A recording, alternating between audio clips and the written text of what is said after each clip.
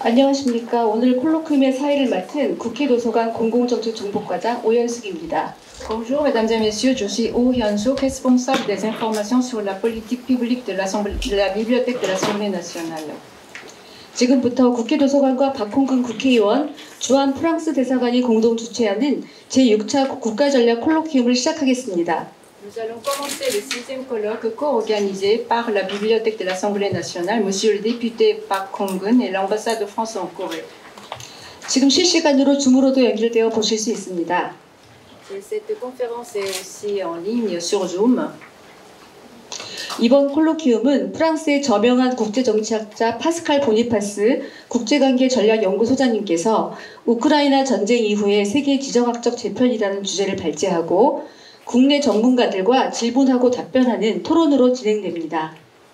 Ce 6e colloque va se dérouler grâce à la participation de M. Pascal Boniface, directeur de l'Institut des Relations internationales et stratégiques de France, qui va ouvrir le débat avec son exposé sur le thème de recomposition géopolitique mondiale après la guerre en Ukraine. Il y aura des échanges après. 이에 따라 한불 불안 순차 통역으로 진행되며 통역은 이화여대 통역대학원 교수님이자 국제회의 통역사이신 최미경 교수님께서 수고해 주시겠습니다. L'interprétation coréen-français est assurée par Choi Mi-kyung, l'interprète de conférence et professeur à l'école d'interprétation et de traduction d'IHWA. 이번 콜로퀴움의 진행 순서에 대해 안내해 드리겠습니다.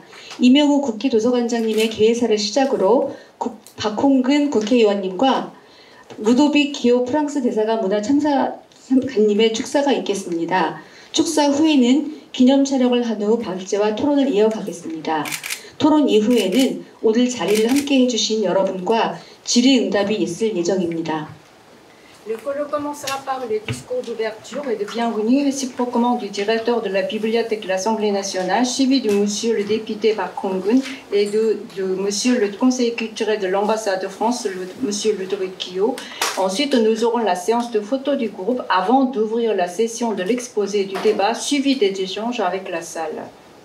먼저 이명우 국회도서관장님의 개회사가 있겠습니다. Tout d'abord, j'ai le plaisir d'inviter M. Lee Myung-woo à prononcer le discours d'ouverture. 안녕하십니까. 국회도서관장 이명우입니다.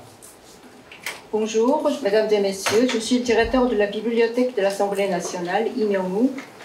먼저 오늘 콜로퀴움을 공동 주최해 주신 한불 의원, 친선협회 부회장을 맡고 계시는 박홍근 국회의원께 감사의 말씀을 드리겠습니다. Je remercie tout d'abord M. Park Hong-gun, député et vice-président du groupe d'amitié Corée-France de l'Assemblée nationale qui co-organise cet événement. 특별히 오늘은 주한 프랑스 대사관에서도 이번 행사를 공동 주최해 주시고 많은 도움을 주셨습니다. Je tiens à remercier aussi l'ambassade de France qui a apporté un très grand soutien en co-organisant ce colloque. 이 자리에는 안 계시지만 필립 르포르 주한 프랑스 대사님과 이 자리에 계신 루도빅 기호 문화참사관님께도 감사의 말씀을 드립니다. Mes remerciements vont aussi à Monsieur l'ambassadeur qui s'est absenté pour des raisons professionnelles, mais aussi Monsieur le conseiller culturel Ludovic Guillot qui est présent ici. 그리고 조금 전에 저희 국회도서관과 업무 체결을 한 프랑스 국제관계연구소 파스칼 보니파스 소장님께서 오늘 그 주제 발표를 해주실 겁니다. 다시 한번 감사의 인사를 드립니다. J'exprime ma gratitude à Monsieur Pascal Boniface qui, en tant que directeur de l'IRIS, vient de signer avec la Bibliothèque de l'Assemblée nationale un protocole d'entente qui va délivrer un point de vue d'experts et de perspicacité sur la situation de la géopolitique internationale. 함께 오늘 토론을 준비해 주실 국제관계 안보전략 전문가분께도 귀한 시간을 내주셔서 오늘 좋은 또 말씀을 기대하겠습니다. Je remercie aussi les spécialistes, chercheurs en la matière qui vont délivrer leur point de vue.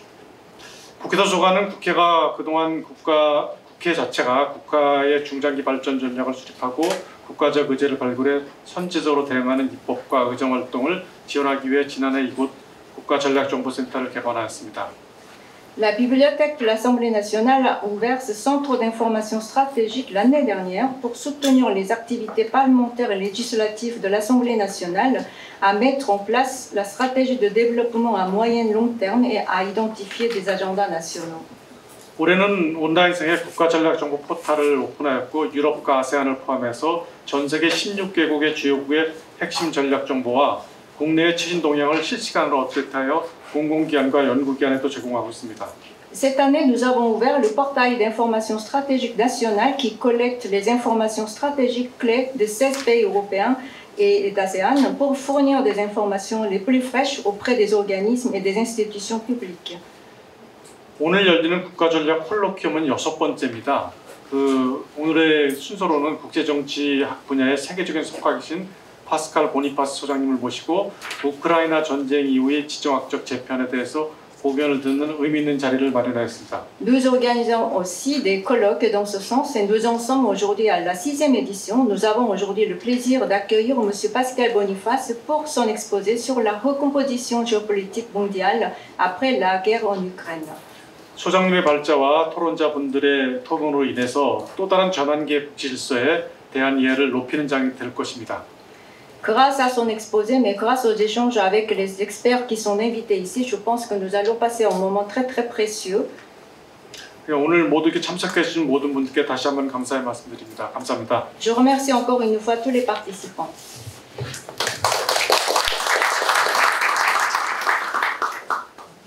다음으로 한불위원 친선협회 부회장님이신 박홍근 국회의원님의 축사가 있겠습니다.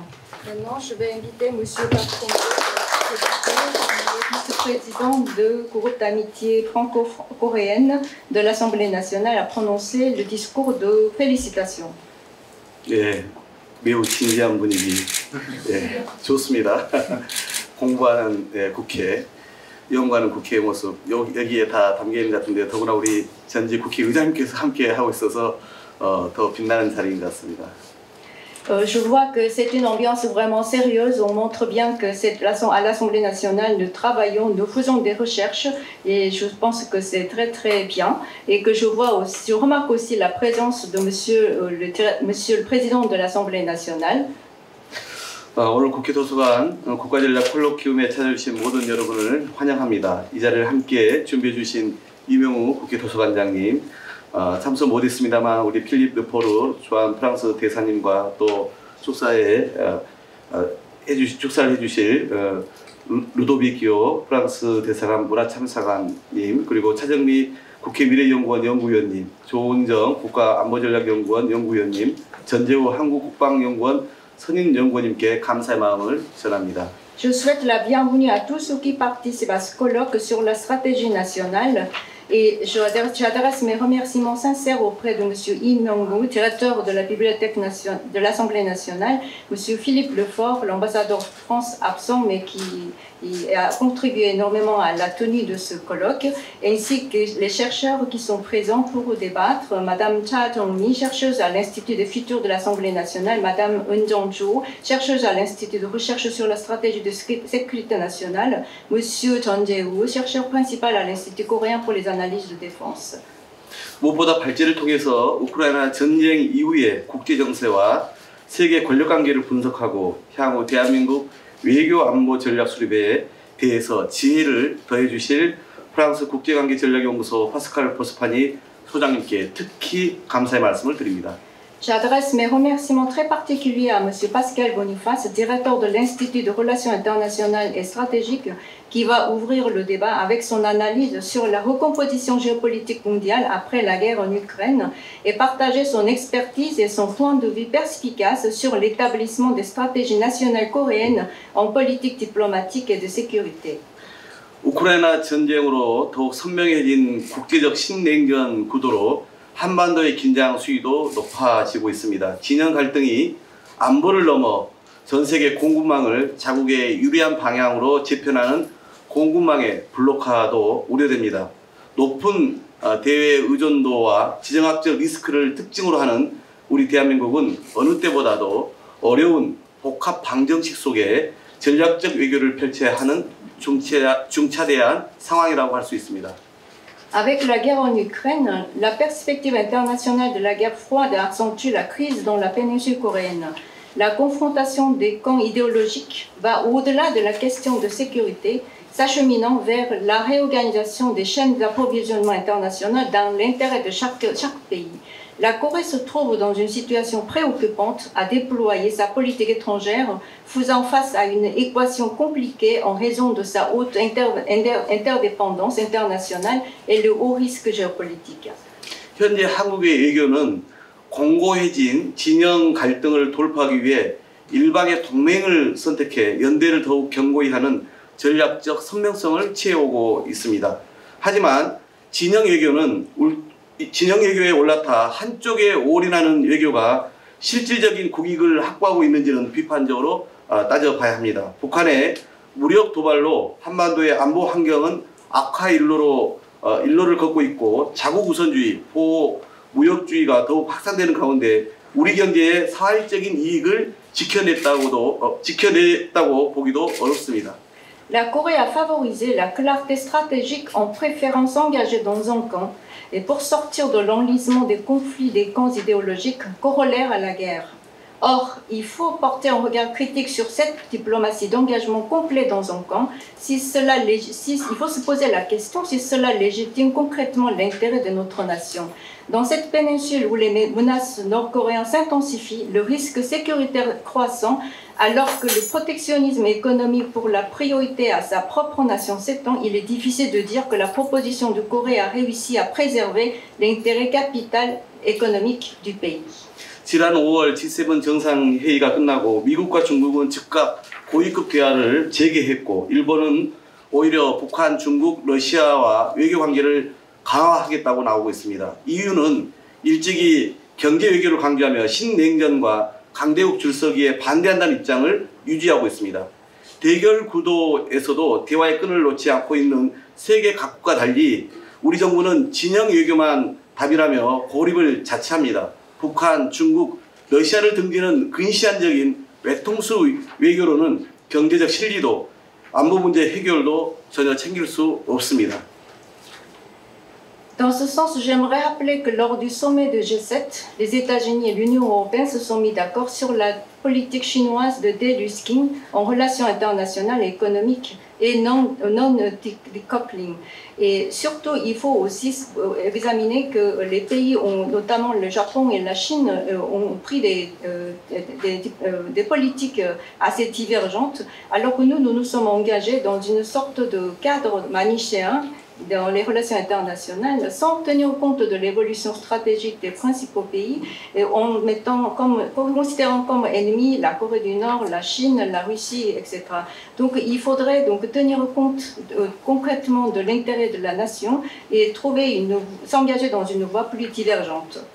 이러한 때에 오늘 국내외 국제관계와 외교 안보의 전문가분들을 모시고 우크라이나 전쟁이 가지는 각국의 국제정치적 중요성과 전쟁 이후의 세계 정치 권력과 질서가 어떻게 변화될 것인지 우리가 어떤 외교 안보 전략을 가져야 할지 토론해보는 이 자리가 매우 값진 시간이 될 것이라 믿습니다.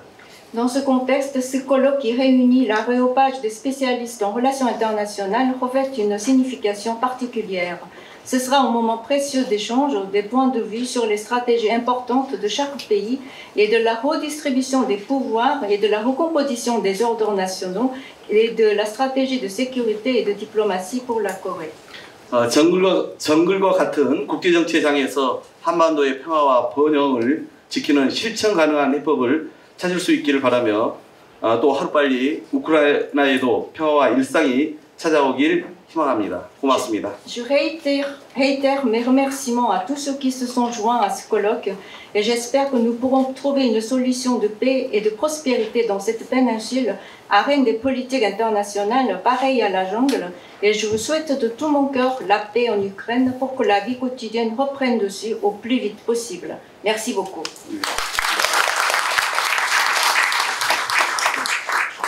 다음으로 루도빅 기호 프랑스 대사가 문화 참사관님의 축사가 있겠습니다. Nous allons maintenant inviter M. Ludovic Guillot, conseiller culturel de l'ambassade de France, à prononcer le discours de bienvenue. 안녕하십니까. 문화원장입니다. 루도빅 기호 아고아입니다. 반갑습니다. Alors, je tiens tout d'abord à remercier très chaleureusement Monsieur Lee et Monsieur le directeur et toutes vos équipes de accueillir cette rencontre aujourd'hui à la Bibliothèque nationale de Corée. 안녕하십니까. 무엇보다도 이명우 국회 도서관장님 그리고 국회 모든 관계자 여러분께 이렇게 훌륭한 행사를 준비해 주신 것에 대해 진심으로 감사드립니다. Alors mes remerciements vont aussi tout naturellement et directement à Monsieur Pascal Boniface. Je suis désolé, je vous tourne le dos, mais ils sont sincères ces remerciements. Alors je peux confirmer que dès que Pascal Boniface a su qu'il allait venir en Corée, il a envoyé un mail à l'ambassadeur Lefort, dont vous avez parlé effectivement, qui est beaucoup dans cette organisation de cette journée, pour finalement Pascal Boniface se rendre disponible pour nous donner sa vision du monde, à vous Coréens, à nous Français de Corée. Donc vraiment merci beaucoup et on a hâte de vous entendre. 그리고 무엇보다도 이 자리에 함께해 주신 파스칼 보니파스 국제관계전략연구소 소장님께 진심으로 감사드리고 싶습니다. 제가 등을 돌리고 있지만 저의 진심의 감사는 전해질 거라고 생각하고 있습니다. 저희가 그 보니파스 소장님을 모시고자 하는 의사가 있다라고 하는 연락을 드렸을 때 보니파스 소장님께서 즉각적으로 프랑스 대사관의 대사님께 메일을 보내주셔서 한국에 가서 꼭 이런 그 국제 정치 전략에 관련된 여러 가지 논의를 하고 싶다라고 하는 말씀을 해주셨습니다. 저는 정말 빨리 그 발표를 듣고 싶습니다. 그래서 한국인들에게 그리고 한국에 거주하고 있는 프랑스인들이 국제관계에 관련된 여러 가지 전략에 대해서 좋은 의견을 듣고 싶습니다. Et simplement pour terminer ces propos, un mot sur le MOU qui vient d'être signé entre ces deux belles et prestigieuses institutions. Du côté de l'ambassade de France, quand il y a ce type de signature, on en est ravis et ce sont des preuves très concrètes du dynamisme de la coopération entre nos deux pays. Donc on est très friands de ces moments qui sont concrets et qui illustrent, s'il le fallait, la bonne entente entre la France et la Corée et la coopération sur un grand nombre de champs et de domaines divers. 네, 그리고 무엇보다도 지금 이 콜록을 시작하기 전에 조금 전에 그 국제 안보 전략 연구 프랑스 국제 관계 전략 연구소와 그리고 한국의 국회 도서관 간에 MOU를 체결을 하였습니다. 저희 프랑스 대사관에서는 바로 이런 그 한물 협력을 구체적으로 공고히 하게 되는 그리고 우리 협력 관계의 역동성을 보여주는 이런 서명을 굉장히 감사하게 생각하고 다행스럽게 생각합니다. 협력을 하겠다라고 하는 생각을 구체적으로 실현할 수 있는 그러한 협약이기 때문입니다. 이런 협력은 바로 이 분야뿐만 아니라 굉장히 다양한 분야에서 현재 한불 협력이 또 하나의 한불 협력이 구체적으로 잘 진행되고 있다라고 하는 그런 흔적들이 많고 이 행사 역시 바로 그런 한불 협력의 공고성을 갖다가 표현해 준다고 할 수 있습니다. Et voilà, je ne serai pas plus long car nous avons tous hâte maintenant d'écouter Pascal Boniface. Je vous remercie pour votre attention. 감사합니다. 네, 그러면 곧 바로 콜록이 시작되기를 기원하면서 여러분 모두에게 깊이 감사드립니다.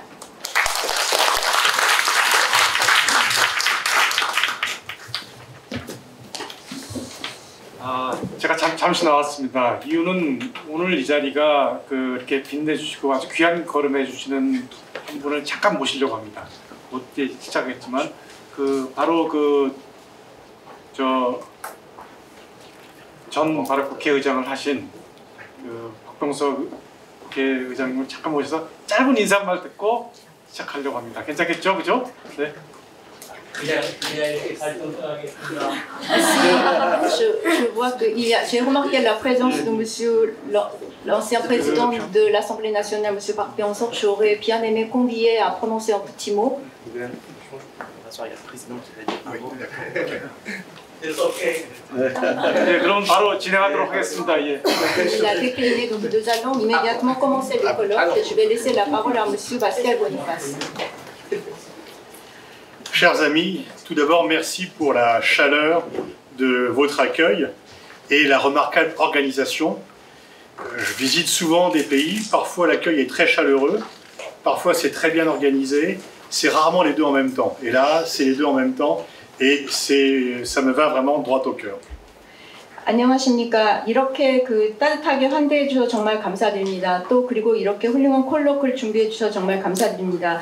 제가 다양한 나라에 가서 발언할 기회가 있는데 환대를 해 주시거나 아니면은 콜로키움을 잘 준비해 주시거나 둘 중에 하나인 경우가 많고 두 개가 다 같이 가는 경우가 드문데 한국에서 와서 지금 따뜻한 환대와 더불어서 이렇게 완벽하게 준비해 주신 것을 보고 정말 감사드립니다. Il est peut-être un peu ambitieux de vouloir tirer les leçons de la guerre en Ukraine.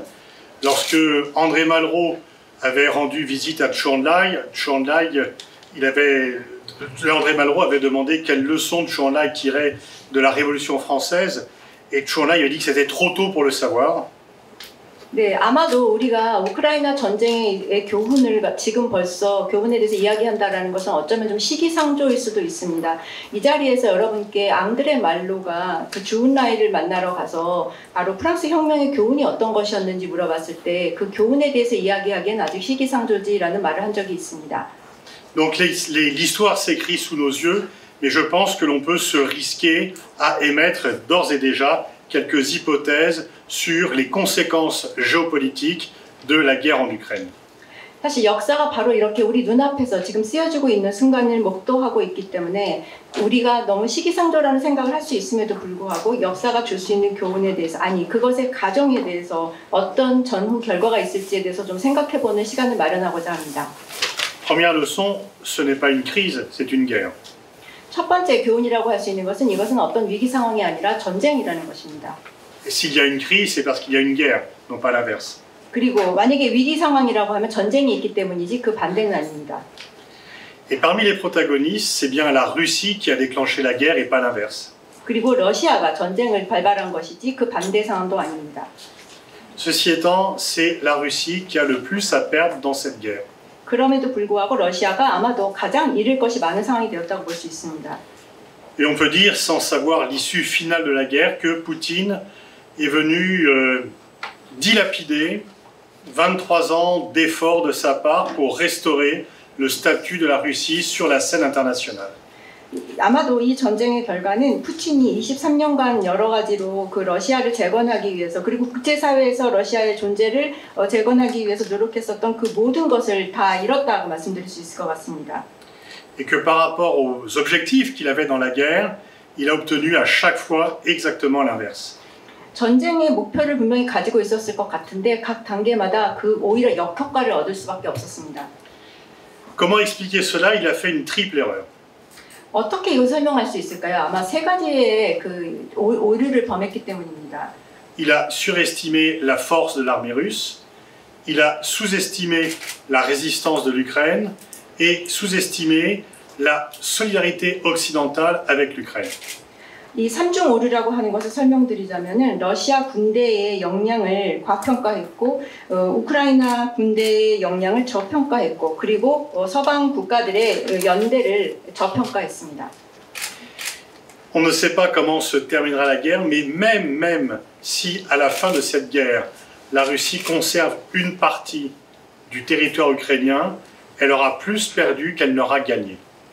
이 전쟁이 어떤 결말로 도출될지는 모르겠지만 만약에 러시아가 전쟁에 승리를 한다 하더라도 즉 러시아가 전쟁에서 우크라이나의 그 영토 일부를 유지할 수 있게 된다 하더라도 사실상은 러시아의 패배라고 할 수 있습니다. J'allais auparavant au forum de Valdai que Poutine venait conclure chaque année, et chaque année il disait « Regardez où était la Russie quand j'ai pris le pouvoir, regardez où elle est maintenant », pour dire qu'il avait augmenté le statut de son pays sur la scène internationale. 제가 매년 이전에 전쟁 전에 그 푸틴이 그 러시아에서 조직했었던 그런 반다케에 있었던 그런 그 포럼에 참석했었는데 그때마다 푸틴은 결론을 이렇게 말을 했었습니다. 1년 전 내가 집권하기 이전에 러시아가 있었던 위치와 오늘의 위치를 봐라. 러시아는 내가 집권한 이후에 이렇게 국제사회에서 존재하게 되었다라고 하는 이야기를 했었습니다. Et c'était vrai lorsqu'il prend le pouvoir. La Russie est un pays ruiné, qui n'existe plus sur la scène internationale. Avant la guerre en Ukraine, c'était un pays qui comptait de nouveau sur la scène internationale en Europe, en Afrique, en Asie, en Amérique latine, au Proche-Orient. 그런데 사실 그 푸틴의 말은 사실이었습니다. 러시아가 굉장히 그 황폐한 세계에서 다시 국제사회에서 어떤 일정한 입지를 얻게 된 것이죠. 즉 우크라이나의 전쟁이 발발하기 전까지만 해도 그렇습니다. 국제사회에서 유럽에서 아프리카에서 아시아에서 그리고 남미에서 그리고 중동 지방에서 일정한 역할을 담당하게 되는 그런 국가가 되어 있었습니다. Aujourd'hui, la Russie est coupée du monde occidental. Et tant que Poutine sera au pouvoir, il n'y aura pas de restauration des liens entre le monde occidental et la Russie. 그런데 오늘날 러시아는 이제 서구 사회가 완전히 단절된 상태에 있습니다. 푸틴이 정권을 유지하고 있는 이상 서구 사회와 어떠한 연결도 있을 수 없을 것입니다. Les sanctions font mal à la Russie, elles font mal aussi aux pays qui les prennent, il faut être clair. Mais surtout, ce qui va coûter à la Russie, c'est qu'entre 1 et 2 millions de Russes, généralement bien formés, généralement bien éduqués, généralement travaillant dans les domaines technologiques, ont fui le pays pour échapper soit à la mobilisation, soit à la répression, ou peut-être aux deux. 그리고 러시아에 관련된 그 서방 국가들이 했었던 제재 같은 경우에는 물론 러시아뿐만 아니라 그 제재를 가했었던 국가에도 어느 정도 피해가 갔었던 건 사실입니다. 그러나 더 근본적인 피해를 보게 되면 약 100만에서 200만 명 정도의 잘 교육을 받고 또 그 훌륭한 교육을 받고 기술력이 있는 그러한 러시아의 젊은 인력들이 해외로 도피를 했습니다. 군대 동원령을 피하기 위해서 아니면 러시아에서 있는 그런 자유의 압박을 피하기 위해서입니다. Poutine avait déclaré en 2017 que celui qui maîtrisera l'intelligence artificielle dominera le monde. La Russie, dans ce domaine, va reculer du fait de la fuite des cerveaux. 그리고 2017년에 푸틴은 바로 AI를 제어할 수 있는 국가가 바로 세계를 제어할 수 있을 것이라고 지배하게 될 것이라고 말을 했었는데 사실 지금 이러한 우수한 두뇌 유출로 인해서 러시아는 오히려 경제력이나 기술력이 후퇴한 상태에 있다고 말씀을 드릴 수 있습니다. Par rapport aux objectifs de Poutine, ce ne sont que des échecs. 즉 푸틴의 그런 도달 목표는 다 결국 실패로 돌아간 것입니다. Il voulait montrer la force de la Russie. Il a montré que l'armée russe était mal équipée, mal motivée, mal dirigée. 그 러시아가 얼마나 힘이 있는 국가인지 보여주고자 했었지만 사실 이 전쟁을 통해서 러시아 군대가 얼마나 장비가 없으며 얼마나 훈련이 제대로 되지 못했고 얼마나 의지가 없는지를 보여주는 결과를 낳았습니다. Il voulait regagner de l'influence sur l'Ukraine. Aujourd'hui, le sentiment national ukrainien est fortement, voire violemment anti-russe. 푸틴은 또 이 전쟁을 통해서 우크라이나 국민들의 지지를 얻고자 했었지만 사실 지금 우크라이나의 국민 감정은 아주 러시아에 대해서 최악 상태에 놓여 있습니다. Il voulait diviser le monde occidental. L'OTAN n'a jamais été aussi forte. 그리고 또 서구 사회를 분열시키고자 했었지만 사실 지금 나토는 이보다 더 단합된 적은 없었습니다. Les États-Unis exercent de nouveau une très forte influence en Europe et on va le voir encore la semaine prochaine au sommet de l'OTAN de Vilnius. Et deux pays qui étaient neutres depuis 77 ans pour la Finlande, depuis 2 siècles pour la Suède, veulent et ont déjà rejoint l'OTAN. 미국은 다시 유럽에서 아주 강력한 영향력을 행사하게 되었습니다. 다음 주에 빌니우스에서 있게 되는 그런 그 나토의 그 정상회담을 보시게 되면 더욱더 그 사실을 확인할 수 있게 될 것입니다. 게다가 77년 동안 중립국가였었던 핀란드 그리고 20여 년 동안 중립국이었었던 스웨덴 같은 나라도 나토에 가입하게 되었습니다. Et donc c'est la place, quel que soit le sort de Poutine par la suite, sa place dans l'histoire est en question parce qu'il aura affaibli la Russie. Il a dans un premier temps augmenter le statut de la Russie, mais depuis 16 mois, il a considérablement affaibli le statut de la Russie.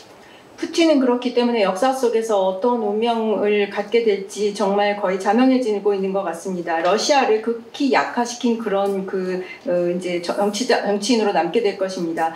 사실 그 푸틴이 취임했었을 때는 그 러시아를 국제사회에서 존재할 수 있도록 강화하는 그런 여러 가지 노력을 했었지만 전쟁이 발발한 16개월 이전서부터 러시아의 국력은 급격히 약화되고 있습니다.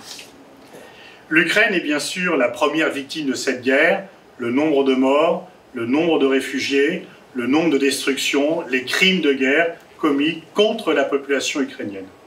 물론 우크라이나는 지금 이 전쟁의 가장 큰 희생 국가입니다. 전쟁으로 인한 사망자 수나 아니면은 피난을 떠난 피난인들 수 그리고 각종 파괴된 현장이라든가 파괴로 인한 피해라든가 전쟁 범죄가 자행이 된 그런 되어서 희생된 민간인들을 생각하면 그렇습니다. Mais sur le moyen long terme, l'Ukraine, peut-être allez-vous me trouver cynique, l'Ukraine sortira gagnante de la guerre.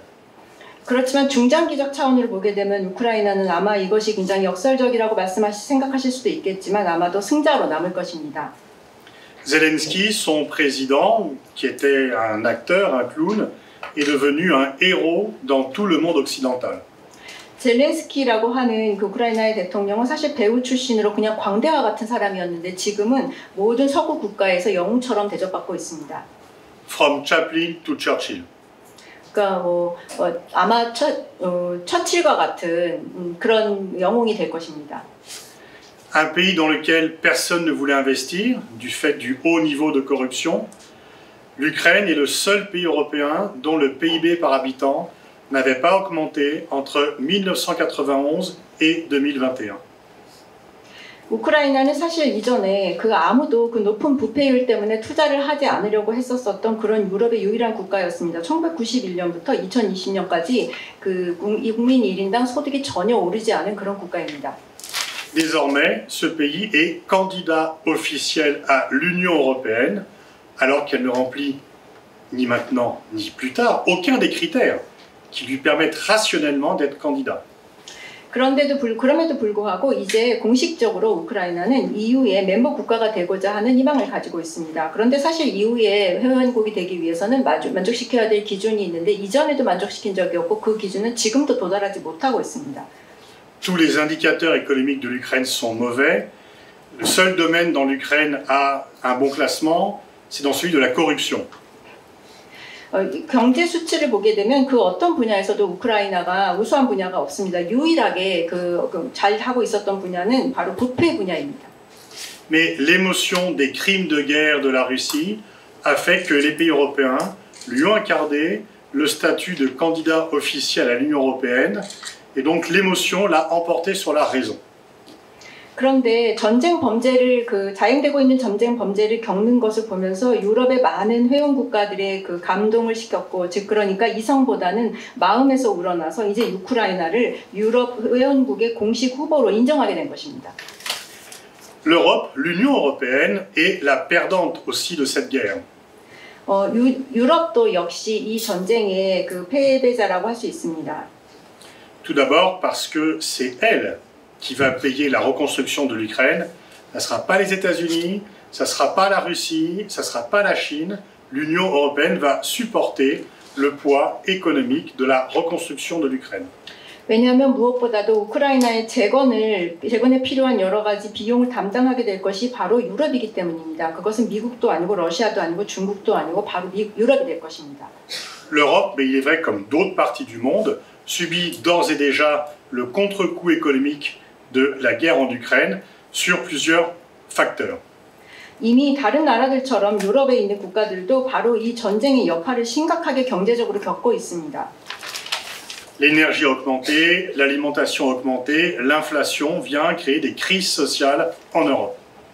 에너지 가격이 상승했고 그리고 식품 가격이 상승했고 인플레가 심해지게 되면서 바로 사회적인 그런 그 문제까지도 지금 제기되고 있습니다.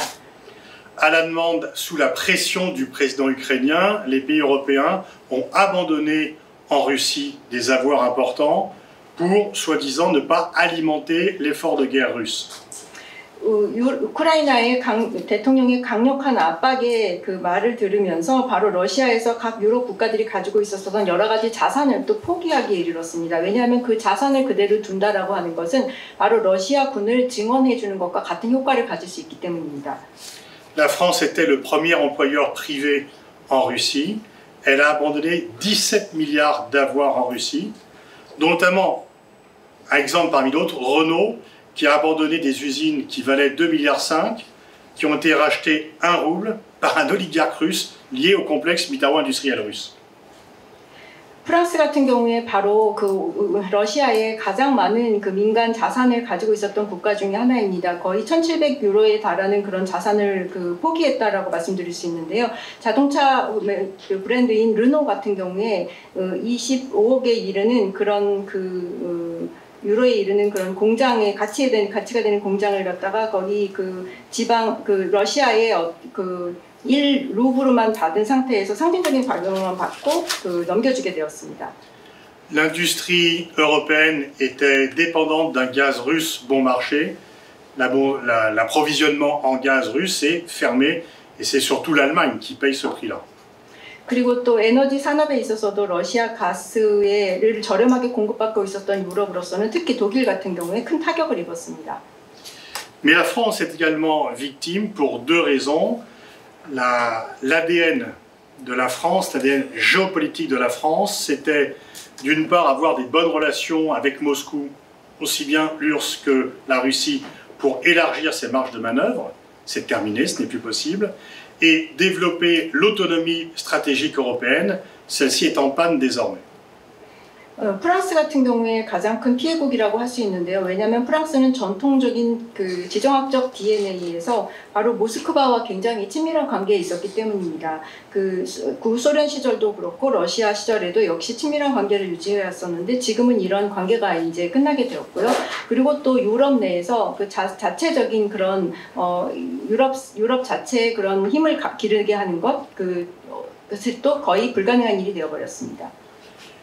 Tous les pays européens désormais sont réticents à ce concept français depuis De Gaulle d'autonomie stratégique européenne parce qu'ils ont peur que cela les coupe des États-Unis et ils pensent qu'ils ont besoin de la protection américaine contre la menace militaire russe. 예, 바로 드골 대통령부터 그 개발해 왔었던 유럽 자체의 전략적인 자립이라고 하는 그런 생각이 있었었는데 그 프랑스가 바로 이것을 이렇게 아주 강력하게 지원을 했었었고 그런데 다른 유럽 국가들이 러시아 전쟁이 발발한 이후에 바로 이 생각에 대한 두려움을 갖게 되었고 미국이 없이는 안보가 어려울 수 있다. 러시아의 여러 가지 위협에 대한 군사적 위협에 대항해서 미국에 의존해야 된다라고 하는 생각을 강하게 하게 되었습니다. Et donc cette peur n'est pas rationnelle, elle est purement émotionnelle pour deux raisons. 그런데 바로 이런 그 군사적 공포라고 하는 것은 제가 생각하기에는 합리적인 것이 아니라 거의 그 감성적인 것이라고 할 수 있습니다.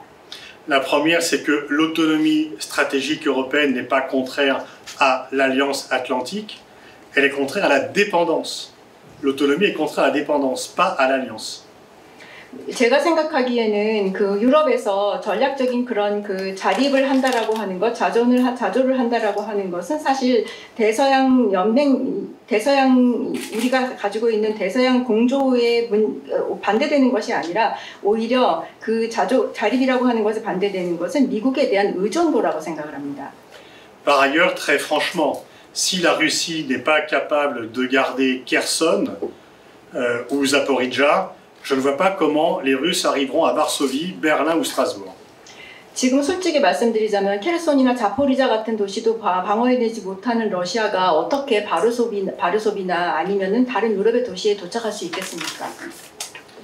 Et les gagnants pour le moment de cette guerre, ce sont les États-Unis. 지금 현재 상태에서 봤을 때 이 전쟁의 승자는 미국처럼 보입니다. Il voulait depuis 40 ans couper l'approvisionnement en gaz russe de l'Europe depuis les années 80. C'est fait. 1980년대부터 거의 40여 년 동안 계속해서 그 러시아에서 받고 있는 그런 그 유럽의 가스 공급을 갖다 끊고 싶어 했는데 드디어 그 소원을 이루었습니다. Désormais, l'Europe achète aux États-Unis un gaz qu'elle achète 4 fois plus cher que les industriels américains. 지금 현재 유럽은 미국에서 가스를 공급받고 있는데 미국의 산업체보다 4배나 비싼 값에 공급받고 있습니다. Créant une distorsion de concurrence. 그러니까 완전히 그 경쟁이라고 하는 원칙을 왜곡하고 있는 거죠. En 2021, le monde était stupéfait par la débâcle de Kaboul. La débâcle de Kaboul a été effacée par la guerre en Ukraine. 그리고 2021년에 미국이 아프가니스탄에서 그 군사를 철군하기 시작했을 때 사실 카불에서 일어난 일을 보고 저희가 굉장히 놀랐었는데 그 현실이 사실 우크라이나에서 전쟁이 발발하게 되면서 잊혀지게 되었습니다. Je veux dire par là que la débâcle de Kaboul avait mis en cause la crédibilité stratégique américaine pour les alliés des États-Unis en Asie, en Europe et dans le Golfe. 바로 미국이 카불에서 그렇게 떠나는 것을 보면서 미국이 전략적인 군사 전략이라든가 안보 전략을 미국에 의존하고 있었던 여러 우방 국가들에게 미국이 과연 어떤 능력이 있는지에 대해서 의구심을 품게 하였습니다. Si l'armée américaine n'est pas capable de résister aux talibans, qui sont une milice, comment pourrait-il garantir la sécurité de ses alliés? Ces doutes ont été balayés par la guerre en Ukraine. 바로 그 미국이 이렇게 그 탈리반이라고 하는 민병대에도 저항하지 못할 정도의 군사력을 가지고 있다면 도대체 우방 국가들을 어떻게 다른 국가들의 침투로부터 보호해줄 수 있는 것인가라고 하는 커다란 의구심을 갖게 되었는데 러시아 전쟁이 발발하게 되면서 이 부분이 해소가 되었습니다. Et donc, comme je l'ai indiqué, les États-Unis ont élargi leur influence en Europe. L'OTAN est devenue la référence. En 2019, le président Macron disait à juste titre à l'époque que l'OTAN était en état de mort cérébrale. L'OTAN s'est réveillée grâce finalement au prince charmant qui était Poutine. Pas très charmant en fait, mais bon. 그래서 미국은 더욱더 유럽에서 영향력을 강화할 수 있게 되었습니다. 2018년에 프랑스의 마크롱 대통령이 나토는 사실 그 뇌사 상태에 있다라고 하는 발언을 한 적이 있습니다. 그러나 뇌사 상태에서 깨어나서 지금 이제 아마 뇌사 상태에서 깨어나게 하는 데는 그 멋진 왕자, 사실 그렇게 멋지지도 않은 푸틴이라고 하는 왕자가 기여했다고 할 수 있습니다. 그래서 힘을 발휘하게 되었습니다. Mais les États-Unis pourraient avoir besoin que la guerre se termine rapidement et ne pas attendre que l'Ukraine récupère tous les territoires perdus comme condition de la paix, comme c'est actuellement la position officielle. 미국은 아마도 이제는 전쟁이 좀 끝나주기를 기대하고 있는 것일 수도 있습니다. 왜냐하면 그러나 우크라이나 같은 경우에는 지금 잃어버린 영토를 모두 회수하고자 하는 그것이 바로 평화의 조건이다라고 하는 입장을 공고히 하고 있습니다. L'Ukraine dit pour que la paix puisse être signée qu'il faut récupérer tous les territoires perdus, non seulement depuis 2022 mais depuis 2014, la Crimée, juger Poutine et que la Russie paye le prix de la guerre. Ça n'arrivera jamais. 우크라이나 같은 경우에는 지금 평화 회담을 하기 위해서는 2022년에 잃어버린 그 영토뿐만 아니라 2018년에 크리미아 반도 위기 상태에서 잃어버리게 됐었던 영토까지도 회복해야지 된다. 그리고 푸틴이 전쟁 범죄로서 법정에 서야지 되고 그리고 러시아가 바로 전쟁의 가격을 치러야 된다라고 주장하고 있는 사실 그렇게까지 이루어질 수는 없을 것 같습니다. Il est trop tôt pour juger les faits militaires de la contre-offensive ukrainienne, mais le scénario le plus probable, c'est que l'Ukraine ne pourra pas récupérer tous les territoires, et notamment la Crimée. 군사적으로 사실 우크라이나의 반격력이 어느 정도가 되는지 지금 이 시점에서 판단한다라는 건 좀 시기상조일 수 있습니다. 그럼에도 불구하고 크리미아 반도까지 우크라이나의 군대가 모두 다 회수할 수 있으리라고 생각하기는 어렵습니다. Donc on pourra certainement accepter la fin de la guerre, peut-être pas une paix officielle.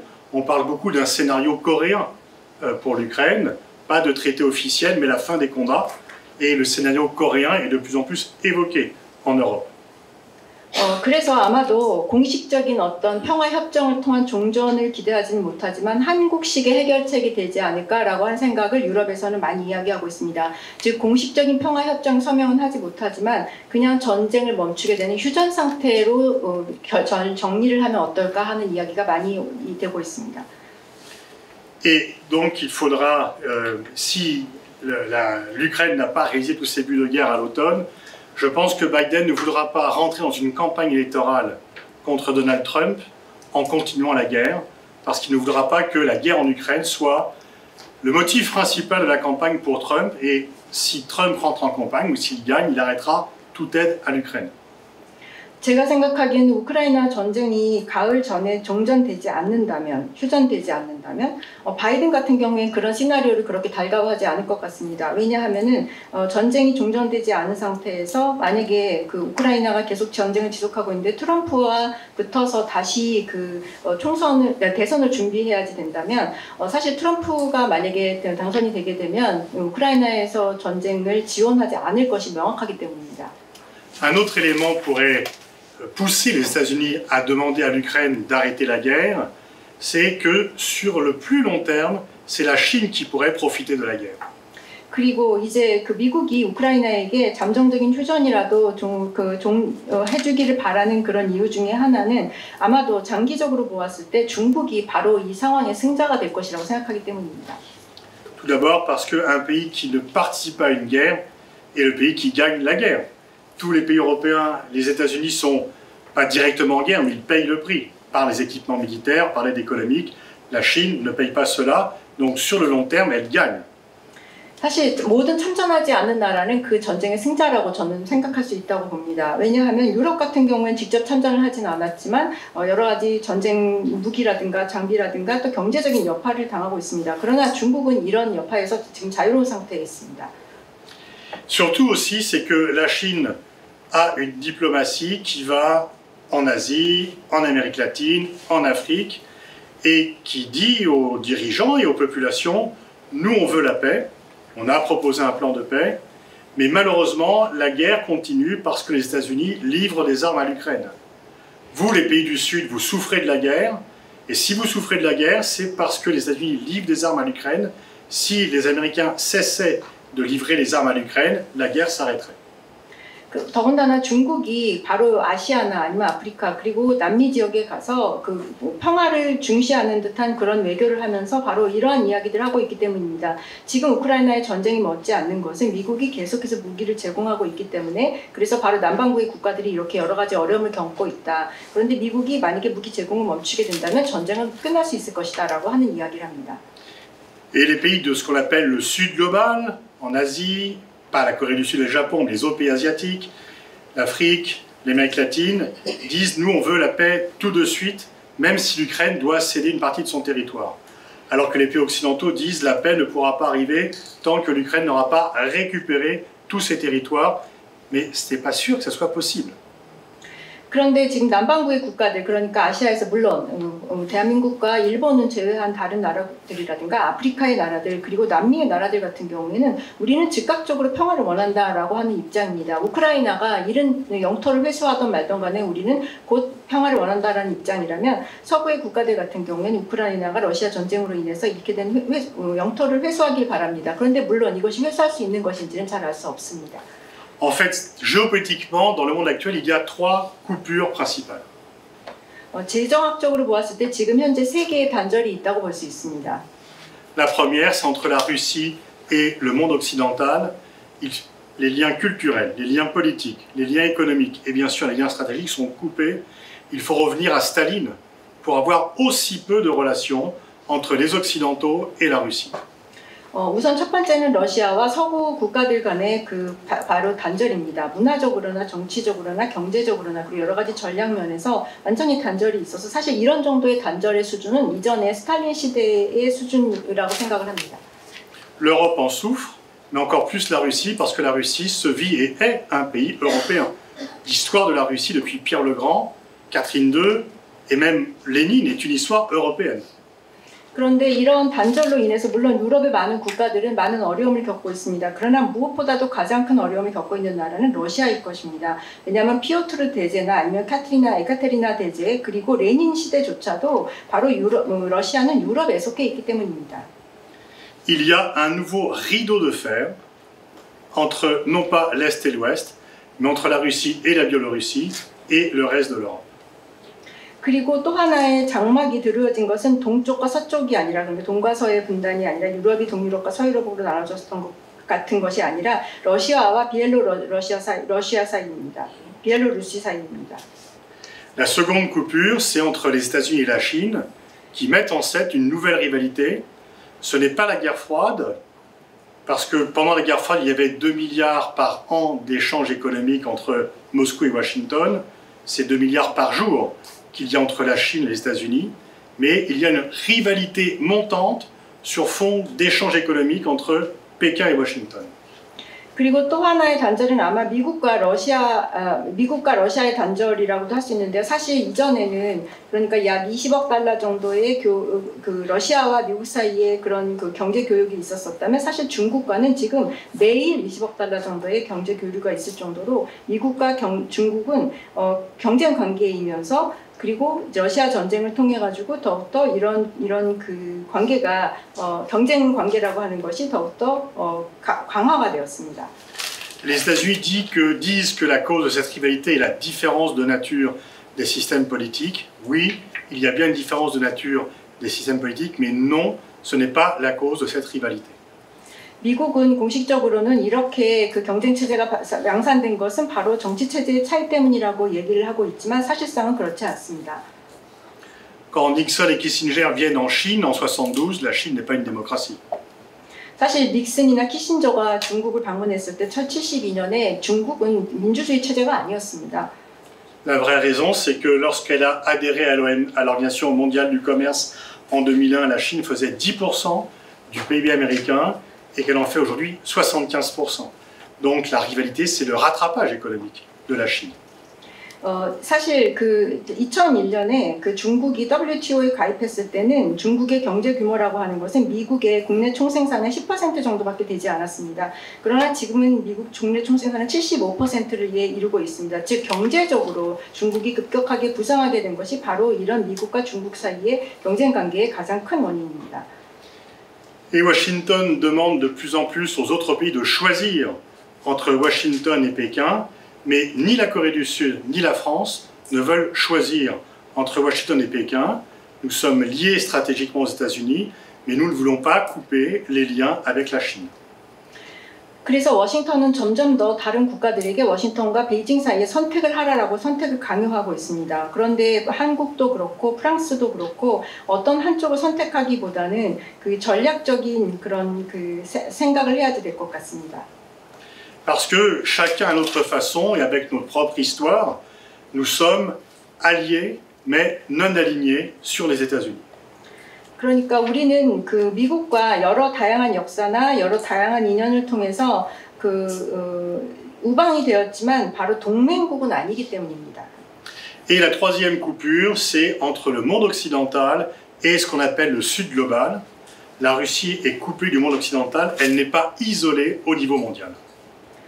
세 번째 단절이라고 하는 것은 전반적인 세계와 그리고 그 남반구라고 하는 그 상황 사이에 남반구라고 하는 그런 그 지역 사이의 단절이라고 할 수 있는데요. 러시아가 그 서구 세계와는 완전히 단절이 있었다고 하지만 사실 그 남반구와 완전히 단절이 된 것은 아닙니다. Le Sud global, ce n'est pas ce qu'on appelait autrefois le tiers-monde, ce n'est pas le mouvement des pays non alignés.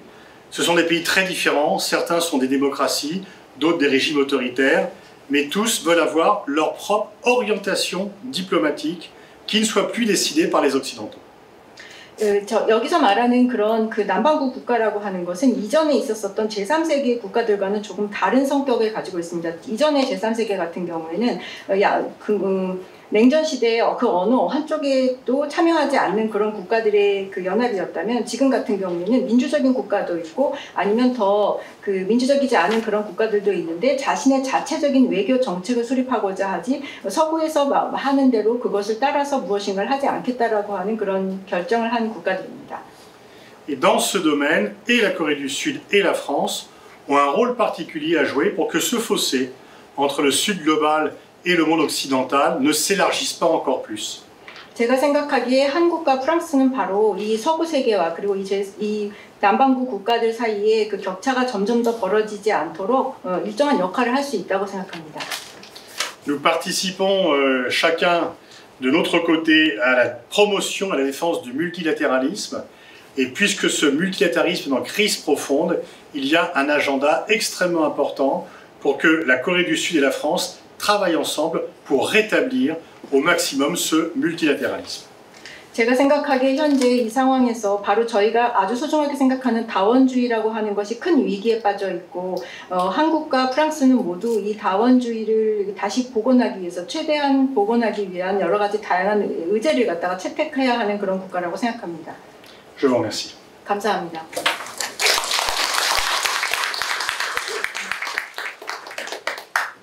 네, 파스칼 보니파스 소장님의 인상 깊은 발제 감사합니다.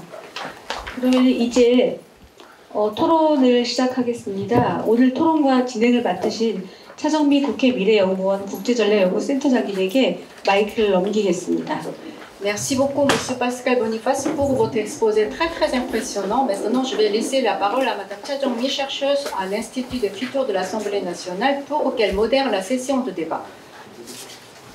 네, 안녕하세요. 저는 국회 미래연구원의 국제전략연구센터장을 맡고 있는 차정미라고 합니다. Bonjour, je me présente. Je suis chercheuse à l'Institut des futurs de l'Assemblée nationale, Cha Jong-mi. 오늘 파스칼 보니파스 소장님의 정말 그 통찰과 해안이 담긴 발제에 정말 감사드립니다. Je vous remercie beaucoup, Monsieur Pascal Boniface, de votre exposé brillant avec plein de perspicacité. 보니파스 소장님은 60여 권의 국제관계 저수를 갖고 계시고요. Monsieur Pascal Boniface est l'auteur de soixantaine de livres sur les relations internationales. 아마 발제에서 보셨던 것처럼 우크라이나 전쟁의 발전 과정과 우크라이나 전쟁 이후의 질서에 대해서 누구보다도 가장 깊은 이해를 갖고 계시리라 생각합니다. Comme vous avez entendu dans son exposé, je crois que c'est l'une des personnes la plus, qui a fait des recherches la plus approfondies en la matière sur la guerre en Ukraine, sur la sortie après la guerre. 국제정치를 연구하는 저희 같은 학자들 말고도 사실은 우크라이나 전쟁은 국제 질서가 어떻게 변할지 그리고 우크라이나 전쟁 이후의 질서는 어떤 질서가 될지에 대한 많은 토론을 하고 있습니다. Non seulement les chercheurs en la matière, mais aussi les gens de la rue, en fait, s'intéressent beaucoup à cette guerre en Ukraine, se demandant quel sera en fait les nouvel ordre international après.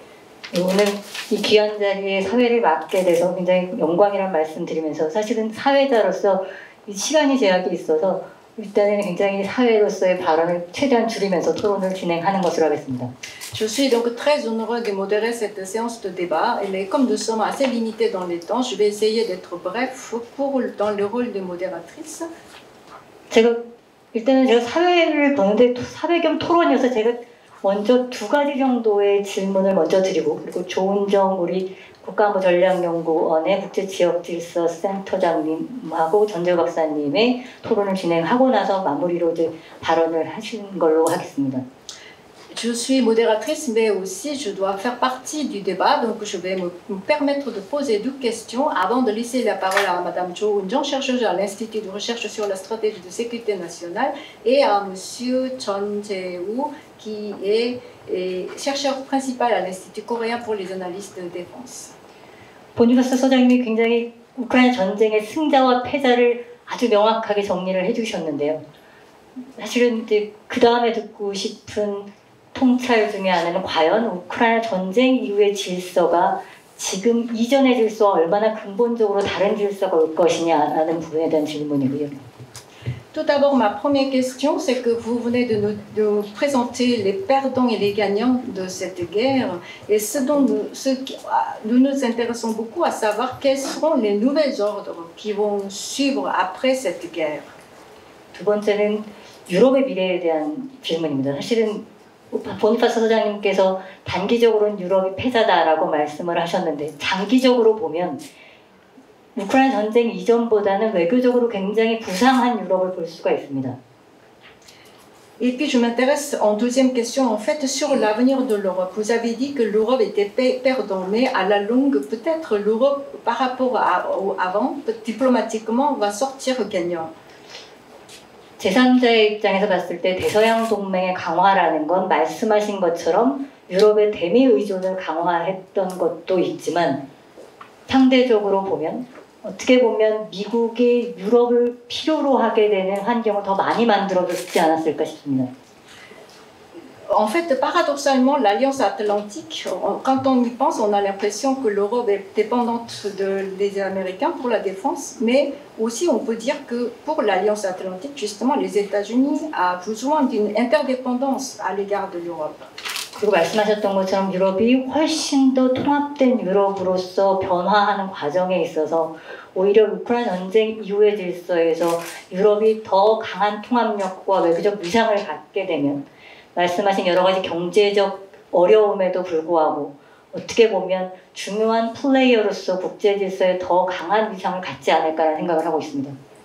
Et je me demande si l'Union européenne ne sortira pas encore plus renforcée, encore plus intégrée, avec plus de cohésion, et qu'en ce qui concerne la diplomatie, elle va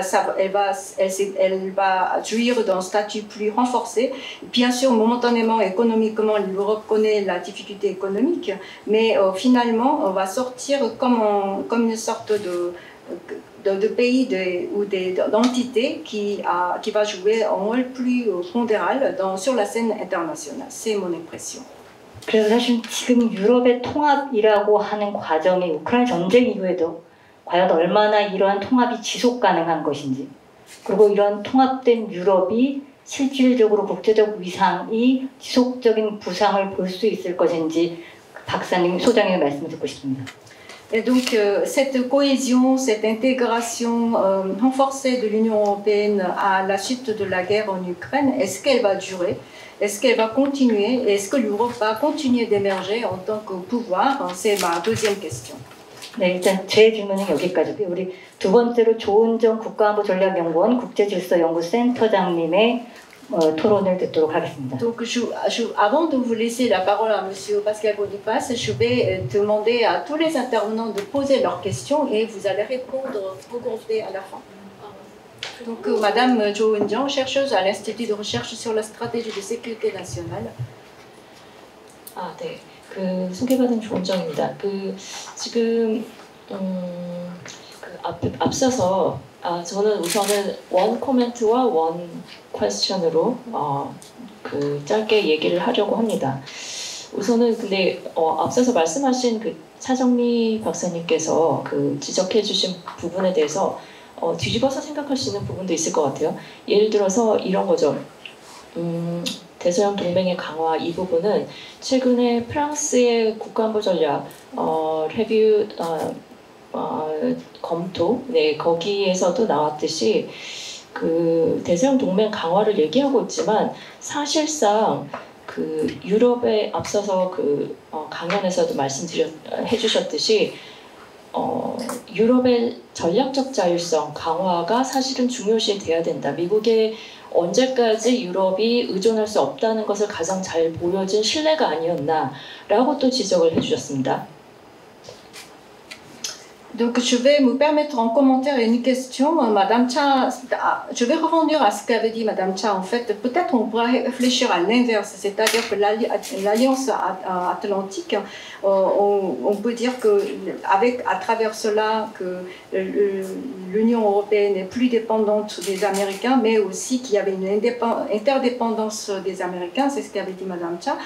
Or, il y a la stratégie de sécurité nationale française qui souhaiterait toujours mettre l'accent sur l'autonomie de défense européenne. Et dans ce sens, il ne faut pas trop se fier à la protection en provenance des Américains. 이 경우에 유럽의 포스트워 프로스펙트는 오히려 낙관적이기보다는 좀 비관적으로 볼 수도 있을 것 같거든요. 예를 들어서 Et dans ce sens, la stratégie, ce qui va se passer en Europe peut-être peut être plus pessimiste que optimiste. 우선은 국방비 문제에 있어서요. 지금 EU, 나토 그리고 각국의 국방비 이 세 가지 수준에서 모두 부담이 증액을 요구하고 있습니다. 이 부분에서 안보 비용이 유럽의 과연 경제 발전의 발목을 잡지는 않을지 걱정이 됩니다. Par exemple, pour ce qui concerne le budget alloué à la défense, il faut donc prévoir un budget pour l'Union européenne, pour l'OTAN et pour sa propre défense nationale. Cela demanderait une augmentation inévitable du budget et c'est que malgré la difficulté économique, les pays de l'Union européenne pourraient subvenir à cette dépense qui s'élève. 따라서 오히려 역의 국가들과의 협력이 더욱 절실해지는 시점이 오지 않을까라고 생각이 듭니다. Et cela peut-être va entraîner la nécessité de coopérer davantage avec les pays non européens. 이와 관련해서 한 가지 제가 준비한 질문을 드리자면 프랑스는 유럽 국가로서는 최초로 인도태평양 전략서를 발표할 정도로 인도태평양 정체성을 강조하고 있습니다. Et ainsi, je donc arrive à ma question. La France, parmi les pays européens, est le premier pays qui s'intéresse beaucoup à la zone Indo-Pacifique, qui a développé même une stratégie de défense dans l'Indo-Pacifique. 앞서 말씀드렸다시피 러우 전쟁으로 인도태평양, 다시 말해서 유럽의 역외 세력과의 협력이 강조되고 있는 이 시점에 프랑스의 의도와는 달리 쿼드나 어커스, 미국 중심의 인도태평양 질서 구축에는 지금 참여하지 못하고 있습니다. Et donc, même si la France met l'accent sur la coopération avec les pays en dehors de l'Union européenne, malheureusement, pour le moment, la France ne fait pas partie des pays du Code ou du AUKUS, qui est dans l'ordre bien sûr dans l'ordre américain. 여기서 보다시피 프랑스 스스로 자기를 규정하는 그 아이덴티티와 그리고 미국이나 significant others, 뭐 중요한 타자가 프랑스를 보는 안보 정체성에 큰 차이가 벌어지고 있는 것 같습니다. 이 갭을 어떻게 메워야 할 것인지 질문 드리고 싶습니다. Donc il y a une très grande rupture entre l'identité propre à la France pour sa défense nationale et l'image des autres pays, notamment des pays américains, mais aussi des autres pays qui comptent, qui ont aussi une politique de défense. En fait, entre ces deux-là, de ces deux visions, il y a une très grande rupture. Donc, comment combler cet écart qui existe pour la France? 여기에 첨언을 한 가지만 더 하자면 프랑스가 인도 태평양 전략을 강조하고 있는 이유로 사실은 러시아 우크라이나 전쟁 이전에 발표했기 때문에 제가 보기에는 단순히 이번 러우 전쟁으로 인태 정체성을 강조한다고 보기는 좀 어려울 것 같고 경제, 군사 혹은 해외 영토, 시민 보호 이것들을 주로 얘기하고 계시지만 프랑스에서 제가 보기에는 사실은 러우 전쟁 이후에 클라이밋 체인지를 통해서 북극해가 지금 녹고 있는데 이 부분에서의 전략적, 지정학적인 염두에 두고 움직이고 있는 것은 아닌지 그것도 질문 드리고 싶습니다. Donc la France avait mis en fait cette politique indo-pacifique avant même l'éclatement de la guerre russo-ukrainienne, mais et donc en disant que c'est dans l'intérêt de protéger son territoire qui n'est pas dans la métropolitaine et pour aussi l'intérêt économique, pour la défense, etc. Mais est-ce que même après la guerre en Russe, peut-être dans le but de trouver des solutions pour le changement climatique, par exemple, il y a les icebergs qui fondent dans l'Arctique. Donc peut-être est-ce qu'il y aurait une sorte de stratégie et d'intervenir dans cette zone pour justement trouver une réponse au changement climatique et au niveau géopolitique aussi.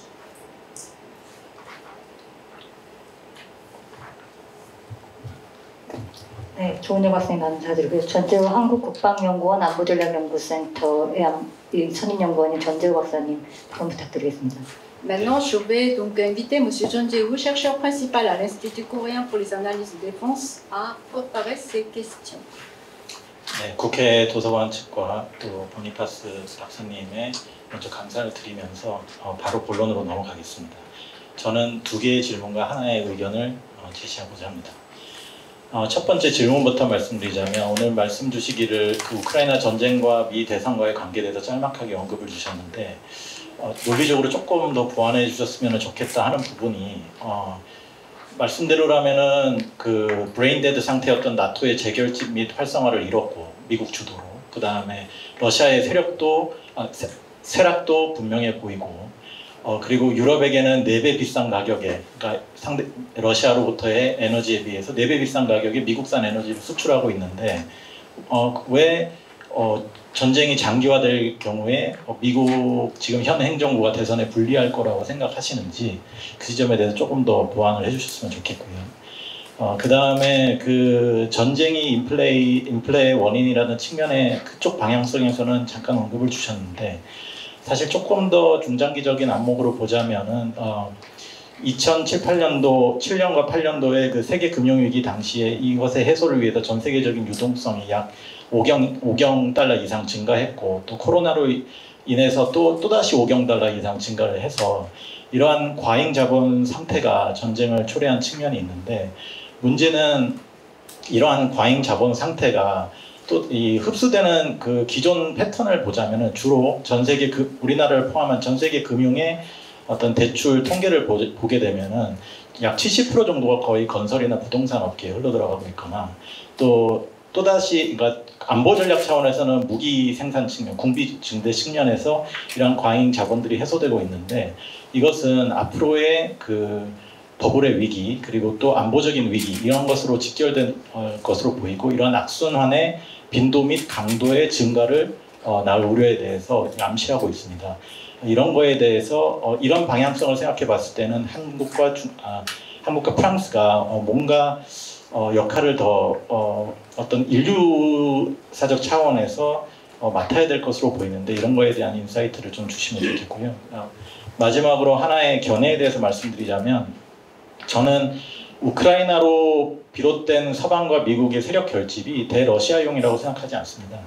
미국의 주요 관심사는 대중국이고 중국에 대한 세력 결집을 이루기 위해서는 중국이 러시아를 적극적으로 도와주는 모습이 연출되는 것까지를 상정했을 걸로 가정해 볼 수 있는데 중국은 이것을 알기 때문에 전쟁 초기부터 지금까지 상당히 신중한 모습을 보이고 있는 것이라고 생각합니다.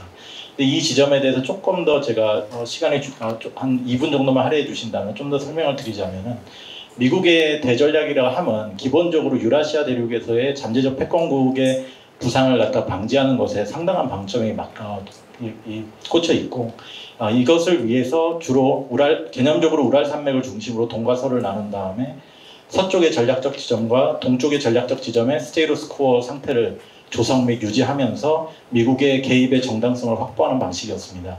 그런데 문제는 과거에 그 소련과는 다르게 중국의 지금 부상은 과거의 그 냉전 시기와 결정적으로 다른 지점은 뭐냐면 중국과 전 세계관의 그 연결성이 매우 심화되었다는 겁니다. 블록 사회와 본질적으로 다르다는 것이죠. 그렇다면은 미국은 과거에 그 지정학적인 개입 상태, 좀 전에 말씀드린 유라시아 동과 서에 개입하는 전략은 유지를 하되 어떻게 과거 블록 사회와 지금 중국이라는 이 부상이라는 이 시대와의 그 차이점을 메꿀 수 있을까에 대해서 고민을 하는 것이고 그 핵심이 디커플링이라고 생각합니다. 근데 디커플링을 하려면 명분이 필요합니다. 명분이 필요한데 서쪽에서의 명분은 나토의 동진으로 나타났다고 생각합니다. 이것이 시기적으로도 1999년도에 1차 동진이 일어났고 2004년도에 발틱 국가 등을 이 나토 2차 동진이 일어났는데 2008년도 1월에는 아들 부시가 그 부카레스트에서 그 3차 동진을 시사한 바 있죠. 이때 러시아는 이미 레드라인을 세계에 공포한 적이 있습니다. 3차 동진이 일어날 경우에는 전쟁이 일어납니다.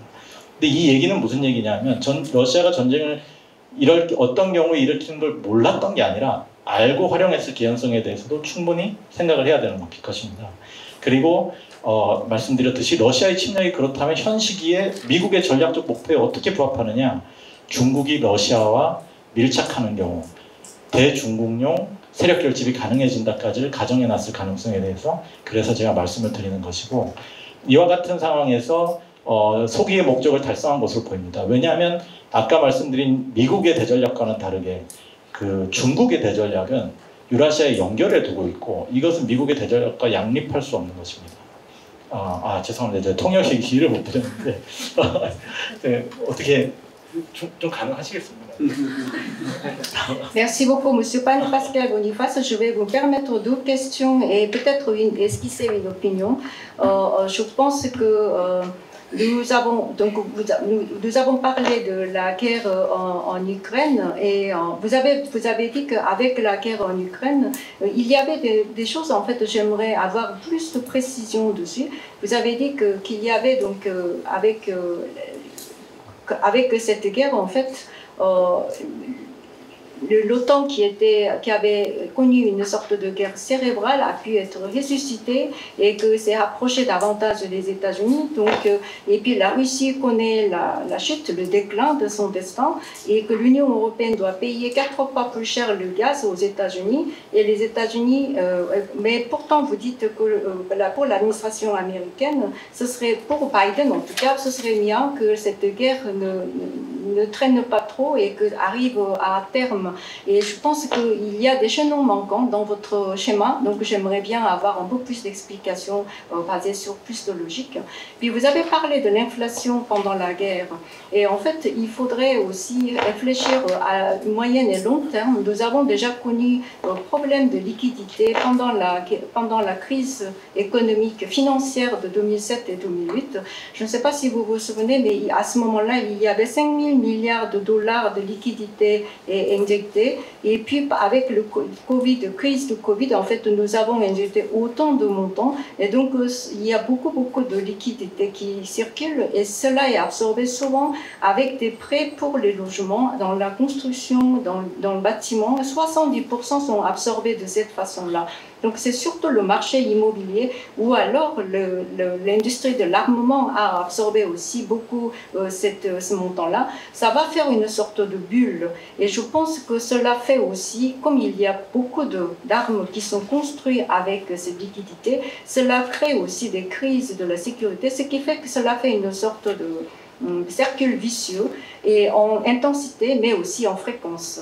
Donc j'ai des soucis et j'aimerais savoir dans ce cas-là, est-ce que pour la Corée et pour la France, est-ce qu'il y aurait un rôle à jouer pour l'histoire de l'humanité? Si vous avez des visions à partager avec nous, ce serait vraiment bienvenu. Puis en ce qui concerne mon opinion, je voudrais vous dire que donc avec l'éclatement de la guerre en Ukraine entre le bloc de l'Ouest et l'Union soviétique ou la Russie, il y aurait donc il y a des ruptures, mais aussi, je pense que peut-être les États-Unis ont atteint son objectif qui a été désiré depuis très longtemps, parce que les États-Unis font en fait une guerre par substitution à travers cette guerre russe contre la Chine en fait. Et si jamais la Chine intervenait de manière beaucoup plus active dans cette guerre, elle allait prendre cette cause pour dire qu'il faut s'unir davantage du côté du bloc de l'Ouest contre la Chine. C'est pour ça que la Chine se réserve, se garde d'intervenir de manière active dans cette guerre. Et donc je vais continuer un petit peu, c'est que pour les Américains, en fait, ils avaient une vieille politique en fait dans l'Eurasie, pour leur hégémonie. Ils ont partagé la chaîne de montagne Oural à l'est et à l'ouest, et pour entre l'est et l'ouest, maintenant toute confrontation, mais tout en aussi essayant de maintenir le statu quo, et ils ont essayé d'intervenir à leur façon. Mais il y a une chose à voir, c'est que l'Union soviétique ou la Russie et la Chine d'aujourd'hui n'a rien à voir. Parce que si l'Union soviétique s'est développée dans une sorte de fracture avec le reste du monde, la Chine, c'est tout au contraire. Économiquement, il y a une interconnexion très renforcée avec les pays, c'est-à-dire qu'il n'y a plus de blocs qui se dessinent, mais c'est un tout autre phénomène. C'est dans ce sens la stratégie qui a été mise en Euro-Asie par les Américains peut être faussée. Parce que la Chine, complètement différent de ce qui s'est passé, par rapport à la Russie, intervient de manière beaucoup plus active dans la vie économique du monde. C'est pour ça que nous avons besoin, ou les Américains ont besoin de parler de decoupling pour montrer qu'il y a met l'accent sur le decoupling. Parce que je ne sais pas si vous vous rappelez qu'il y a eu la première crise de l'OTAN dans les années 90, quand l'OTAN essayait de s'avancer davantage vers l'Est. Et puis en 2004, avec la crise baltique, il y avait aussi une avancée davantage vers l'Est. Et puis il y a eu en 2008, avec président Bush à Bucarest, qu'il y avait des rencontres, et la Russe avait prévenu que si jamais il y avait encore davantage d'avancées vers l'Est, qu'il va y avoir une guerre. Et donc, en fait, il y avait donc cette menace russe qui était immanente et que les États-Unis sont en train d'utiliser ce genre de stratégie, je pense. Et puis, avec l'invasion de la Russie en Ukraine, donc les États-Unis justement sont arrivés à se dire que la Chine c'est un peu comme la Russie, et les États-Unis ont atteint en fait son objectif, mais la Chine qui se détache de cette politique ou cette stratégie américaine, déjoue cette stratégie américaine en essayant davantage d'être connectée au monde Euro-Asie. 네, 감사합니다. 저희가 25분 정도 남은 것 같아서요. 이미 굉장히 많은 질문이 나왔고, 혹시 그 의장님, 의원님 혹시 질문이나 다른 코멘트가 있으신지 일단 말씀 듣고, 그리고 마무리 답변을 듣는 걸로 하겠습니다. Comme il nous reste à peu près vingtaine de minutes, je vais peut-être demander s'il y a des questions dans la salle et M. Pascal Boniface va répondre tout à la fois à la fin. Merci beaucoup, M. Boniface. J'aimerais vous poser deux questions très courtes. D'abord, à votre avis, si le régime de Poutine est démoli ou écrasé, dans ce cas, en tant que Sud-Coréen, je m'intéresse beaucoup à l'impact de cette guerre. Est-ce que le régime de Kim Jong-un, la troisième génération dictateur nord-coréen, se sentira menacé par la démolition du régime Kim avec Poutine? Et la deuxième question est, vous avez dit tout à l'heure, l'OTAN est réveillée grâce à Poutine. Mais il y a quelques années, M. Macron, le président français, il a mentionné l'armée européenne. Et j'aimerais savoir qu'est-ce qui se passe pour cette discussion pour l'armée européenne en ce moment. Merci. 네, 질문을 드리자면 푸틴의 정권이 이제 몰락하게 되면 김정은도 이제 독재자로서 제3세계 독재자인데 자신의 정권이 위협받다고 생각하게 될지 첫 번째 질문이고, 두 번째 질문은 지금 나토가 푸틴으로 인해 가지고 푸틴 덕을 봐서 사실 뇌사 상태에서 깨어났다라고 아까 말씀을 하셨는데, 사실 마크롱 대통령이 얘기하셨었던 유럽이 자체 군사력을 가져야 되는 부분은 어떻게 진행되고 있는지 궁금합니다. 네, 그러면 보니파스 소장님의 답변을 듣는 걸로 하고요. 제가 사실은 사회자인데 마지막으로 정말 궁금한 게 하나 있어서, 프랑스의 대중정책, 중장기적인 대중정책 이 뭔지, 실질적인 현실적인 대중정책의 목표는 무엇인지를 혹시 간략히 말씀해 주시면 감사하겠습니다. Et avant de vous laisser la parole, je vais me permettre une toute dernière question en tant que modératrice. Quelle est la politique de la France à l'égard de la Chine au moyen et long terme? 네, 너무 많은 질문을 드려서 죄송하고요. 답변 부탁드립니다. Pour ces nombreuses questions. Merci pour ces questions, ces remarques qui stimulent le débat et qui permettent un échange intellectuel de haut niveau. Je vais regrouper plusieurs interventions aux questions qui ont trait à la fois à l'OTAN et à l'autonomie stratégique européenne. L'autonomie stratégique européenne, c'est un vieux projet français depuis De Gaulle, que Mitterrand a repris et que chaque président français reprend. Ce n'est pas anti-américain, ce n'est pas anti-OTAN. La France est toujours restée dans l'OTAN. Elle a quitté pendant quelque temps les organes militaires intégrés de l'OTAN, mais elle est restée dans l'OTAN. C'est juste pour dire, il y a peut-être des moments où les Américains ne voudront pas intervenir. Il faut que l'on puisse se défendre au cas où les Américains ne veulent pas intervenir. Alors, il y a en fait une très grande dépendance culturelle des Européens à l'égard des États-Unis. Beaucoup de militaires sont formés aux États-Unis, sont formés à l'OTAN.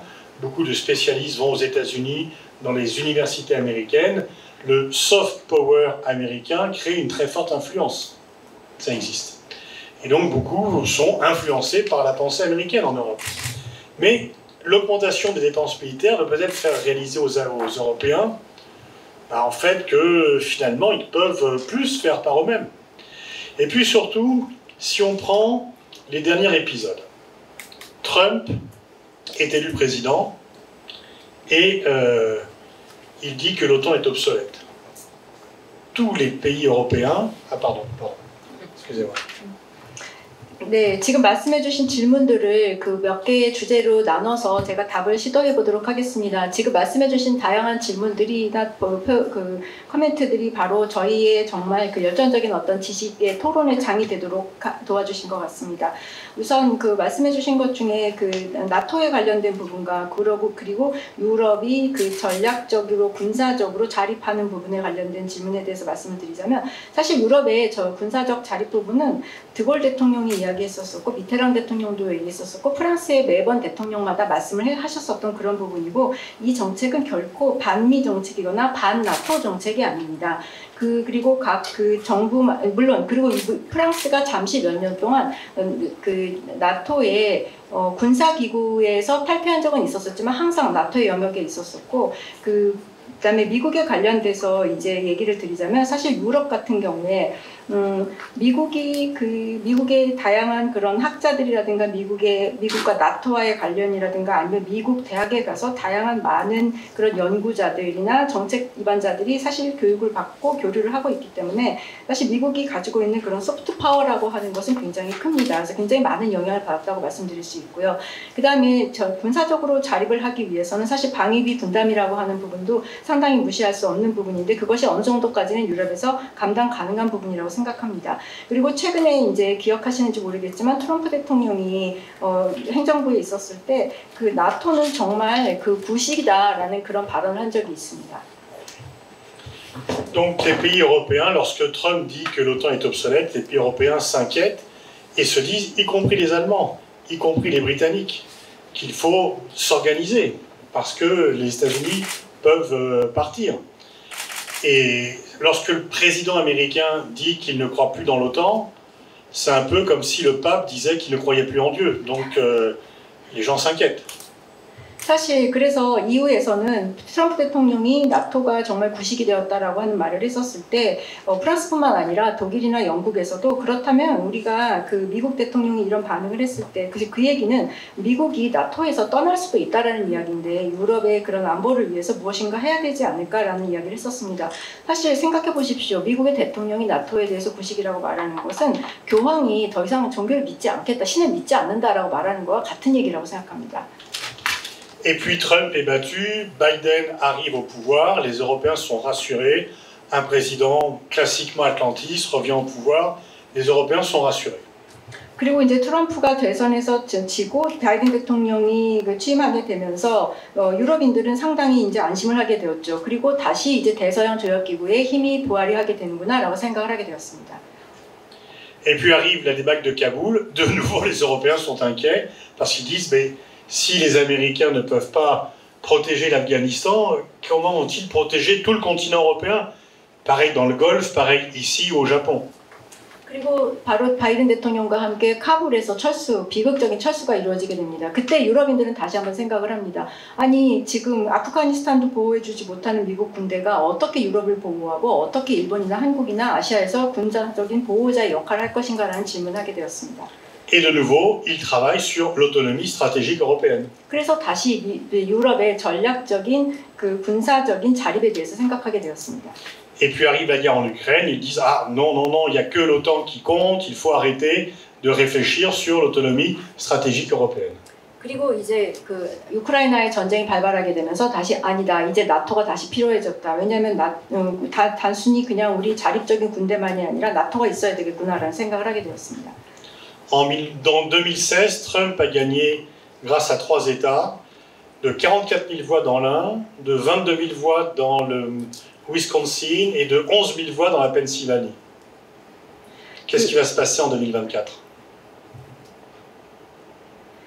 2016년에 트럼프 대통령이 승리하게 되었을 때 세 개의 주에서 있었었던 그 표 덕분에 승리하게 되었었는데 아이오와 주에서 44,000표, 펜실바니아에서 22,000표, 그리고 다른 한 주에서 11,000표가 나와가지고 승리를 했었습니다. 2024년에 똑같은 일이 벌어지지 말라는 법이 없습니다.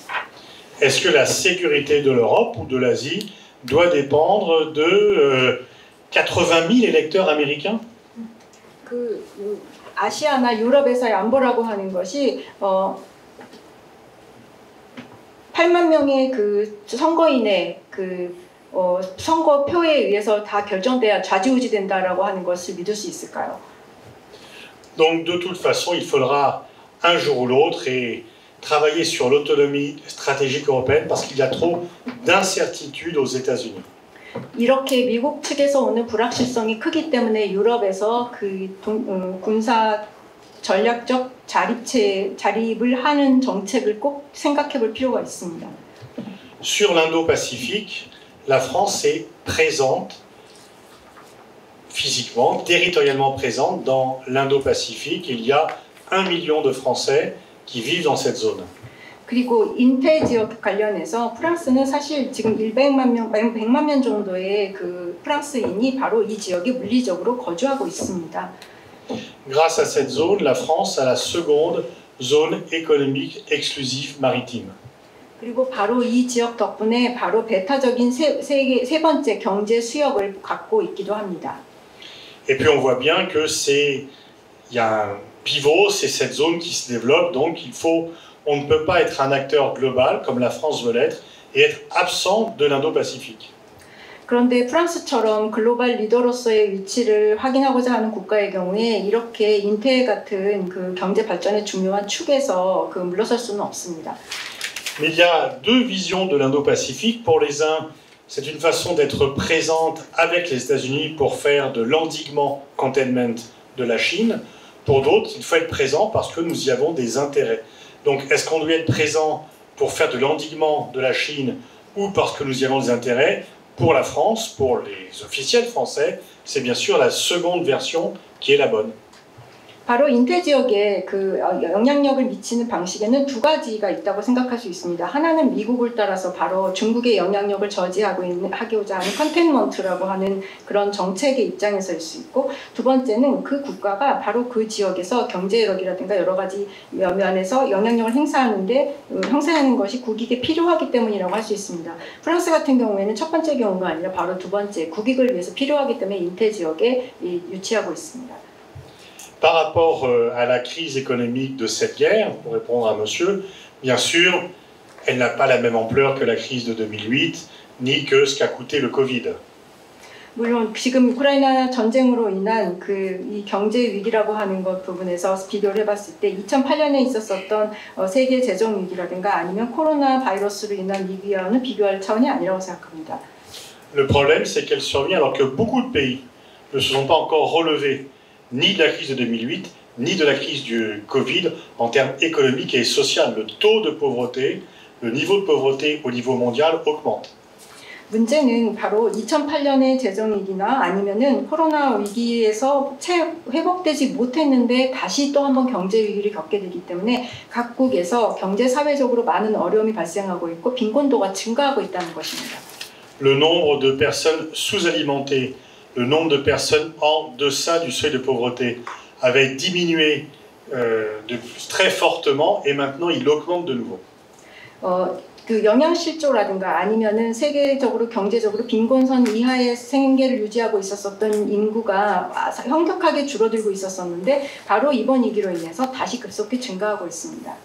C'est pour cela que les pays du Sud, quelle que soit leur origine géographique ou quel que soit leur système politique, veulent la fin de la guerre le plus tôt possible pour ne pas dépendre, pour ne pas subir les effets de la guerre. Et que se passerait-il si l'accord sur les céréales n'est pas renouvelé le 17 juillet?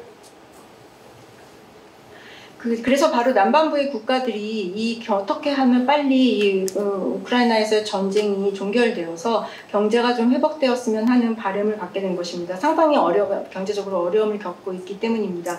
그리고 특히 이들은 정말 그 경제에 큰 여파를 겪고 있기 때문에 특히 예를 들면 7월 17일 날 있게 되는 저희가 곡물 가격의 상승을 제한하기 위한 그런 협정을 갖다가 이제 다시 연장해야 되는데 만약에 연장이 되지 않는다면 어떤 일이 발생할까요? Les pays du Sud disent qu'il y a des guerres partout, au Soudan, en Éthiopie, Haïti, c'est pas une guerre, c'est une guerre civile. Il y a des guerres un peu partout, mais les pays occidentaux ne s'occupent que de l'Ukraine et que l'aide qui est donnée à l'Ukraine ne va pas aux autres pays.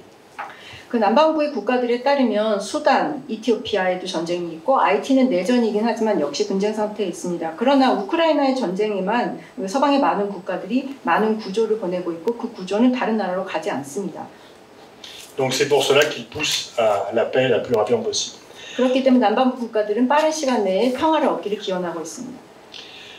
Est-ce que le régime de Kim Jong-un est inquiet? Je pense que c'est sa nature, parce que je vois pas pourquoi il ne serait pas inquiet. 김정은 정권의 경우에 그 푸틴의 몰락을 보면서 불안할지에 대해서는 당연히 그럴 거라고 생각합니다. Il n'a pas des réussites économiques, des réussites politiques telles que le peuple lui fasse confiance et veuille le voir continuer d'être au pouvoir très longtemps. 왜냐하면 경제적으로나 정치적으로 성공해서 그 국민들이 더 계속해서 이 지도자가 그 자리에 있기를 바랄 그럴 상황이 되지 못하고 있기 때문이죠. Donc il considère, mais il n'a pas tort. Il considère que si Saddam Hussein et si Kadhafi avaient eu l'arme nucléaire, ils seraient encore vivants et au pouvoir. 그런데 사실 김정은이 생각이 완전히 틀리지만은 않습니다. 왜냐하면 사담 후세인이라든가 그런 다른 독재자들 같은 경우에 만약에 원자력 무기를 가지고 원자핵을 가지고 있었다면 지속해서 정권을 누렸을 거라는 생각을 할 것입니다. C'est pour ça que je pense qu'il faut, comme quelqu'un qui a une douleur dans le dos, il faudra vivre avec Kim Jong-un longtemps parce qu'il n'abandonnera jamais l'arme nucléaire. 그런데 우리가 어디가 심하게 등 같은 곳이 아파도 그냥 같이 함께 질병과 살아야 되는 것처럼 김정은도 그렇게 같이 가야 되지 않을까 싶습니다. 왜냐하면 핵무기를 가지고 오랫동안 정권을 지속하려고 하기 때문이죠. Il ne se lancera pas dans une guerre parce qu'il est sûr de la perdre, mais il ne désarmera pas parce qu'il serait sûr de perdre le pouvoir s'il désarmait. 아마도 패배가 너무 확실하기 때문에 전쟁을 도발하진 않을 것입니다. 그러나 쉽게 그 핵무기라든가 하는 무기에 군축을 하진 않을 것입니다. 그렇게 되면 정권을 잃게 될 것이기 때문이죠.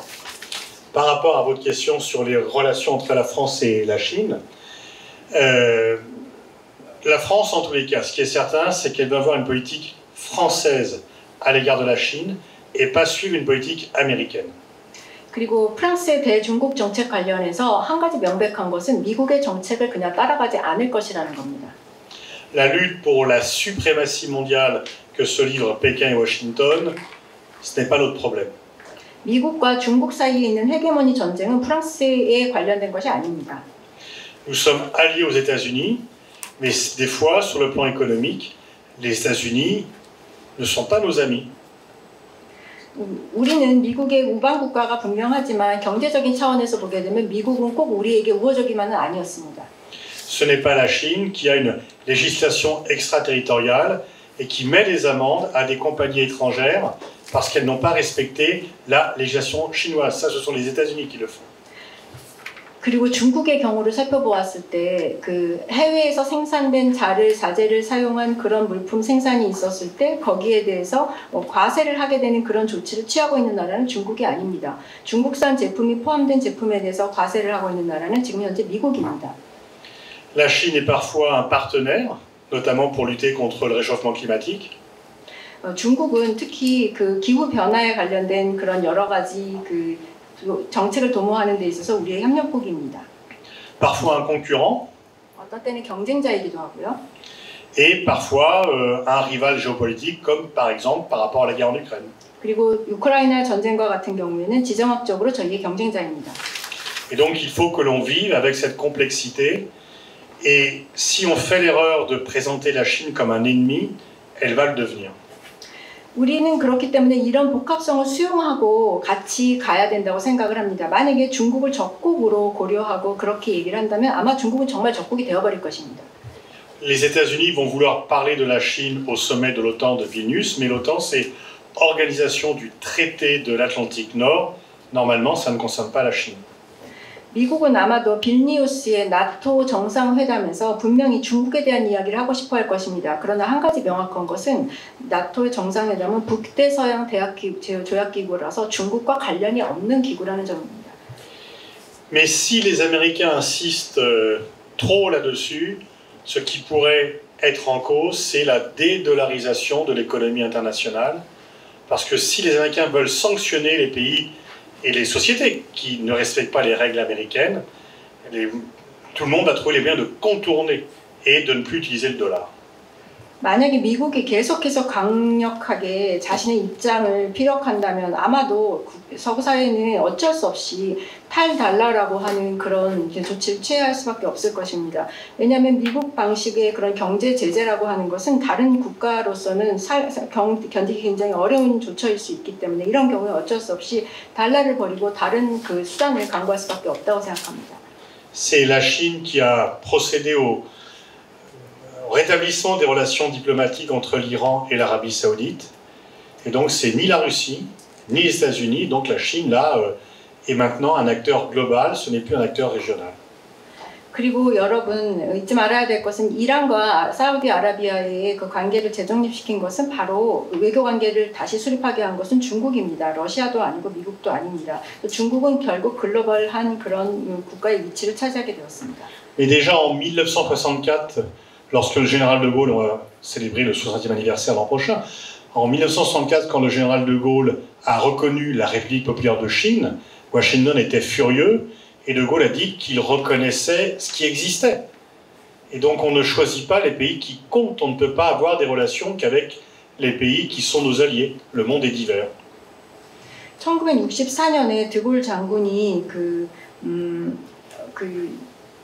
중국을 인정하게 되었을 때, 그때 미국은 굉장히 분노했었습니다. 근데 그때 드골 장군이 드골 대통령이 했었던 말은 존재하는 현실을 그대로 받아들이는 것이 이게 어떤 선택을 해야 되는 것이 아니다라고 하는 말을 했었습니다. 우방 국가는 우방 국가로서 존재하지만 또 인정해야 될 부분이 있을 때는 인정해야 하는 다른 정치 체제가 있을 때 인정해야 하는 것입니다.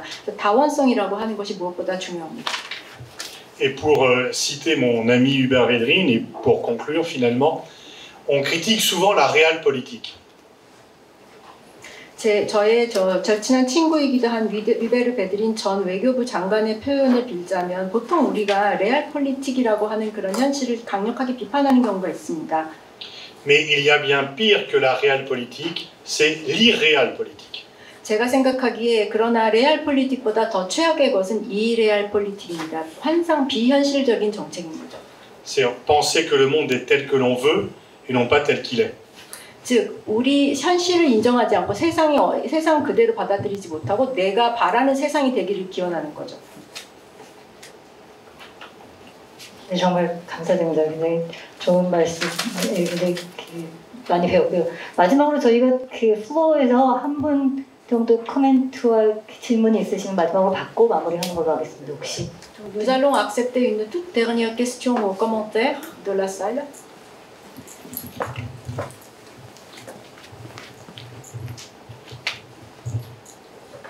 네, 감사합니다. 간단하게 질문을 좀 드리고 싶습니다. 지금 전 세계적으로 뭐 정치, 경제, 군사적으로 충돌이 일어나고 있는 상황 속에 있습니다. 그래서 흑자들은 이것을 신냉전이다라고도 이야기를 하는데 사실 어떻게 보면 그 내면에 볼 수 있는 것은 새로운 그 정책, 새로운 레짐의 충돌이 아닌가라는 생각이 듭니다. 즉 제가 보기에는 그 전체주의 자본주의와 자유주의 자본주의의 충돌이 아닌가라는 그런 생각이 듭니다. 오히려 그 신냉전, 이데올로기적 충돌은 표면적인 일이고 이런 어떤 그 새로운 형태의 두 충돌, 다른 자본주의 형태의 두 충돌이 결국 글로벌 밸류체인을 변화시키고 그리고 각 국가들이 줄을 서도록 만드는 그런 현상이 보이지 않나 하는데 이것에 대해서 어떻게 생각하는지 좀 묻고 싶습니다. 이것은 제가 좀 그 프랑스 말로 말씀을 좀 드리고 싶습니다. Merci beaucoup de votre parole. Je voudrais une question par rapport à votre parole. Tout d'abord, je vois des conflits partout, tout le temps, dans le monde, en politique, en économique et militaire. Mais dans l'intérieur de ces politiques, je trouve un nouvel phénomène, c'est-à-dire des conflits du grand régime capitaliste, c'est-à-dire régime capitalisme totalitariste et régime capitaliste libéral. par exemple la Chine, entre la Chine et aux États-Unis.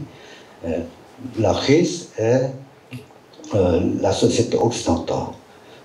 Alors, c'est compliqué de transformer les valeurs, la chaîne valeur du monde.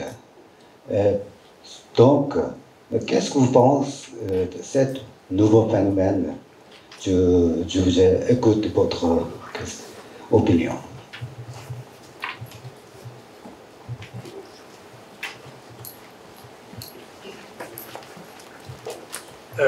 Est-ce que j'ai bien compris en disant que vous opposez des régimes capitalistes autoritaires, comme la Chine, et des régimes capitalistes libéraux, comme les États-Unis? C'est ça?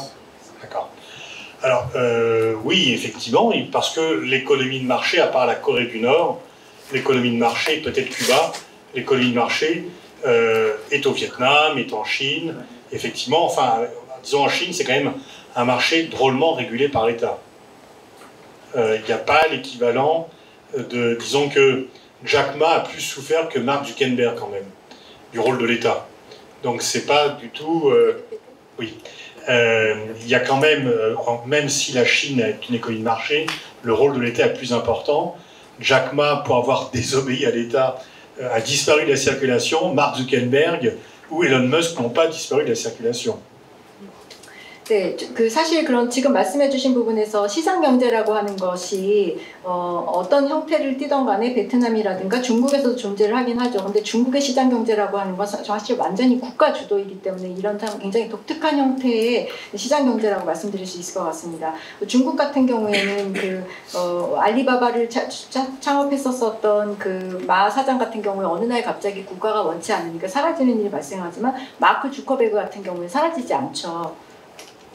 Et les dirigeants chinois pourront vous dire que chez eux, il n'y a pas de milice comme Prigojine qui veut renverser le pouvoir, et chez eux, il n'y a pas une tentative de prendre d'assaut le Capitole comme aux États-Unis.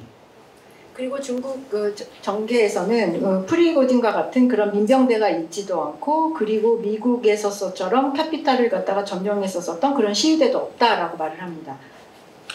La Chine n'est pas une démocratie, mais j'ai l'impression que les Chinois sont heureux de la situation parce qu'il n'a jamais été aussi agréable d'être chinois au cours de 5 000 ans d'histoire que maintenant.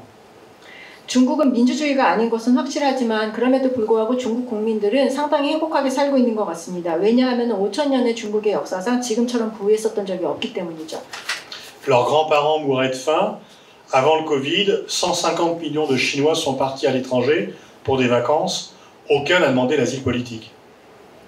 그리고 중국의 지금 젊은이들의 조부 세대는 기아를 겪기도 했었지만 코로나 이전에 중국의 젊은이들은 휴가를 떠나기 위해서 15만 명 정도씩 해외로 나갔지만 아무도 망명하지 않았습니다.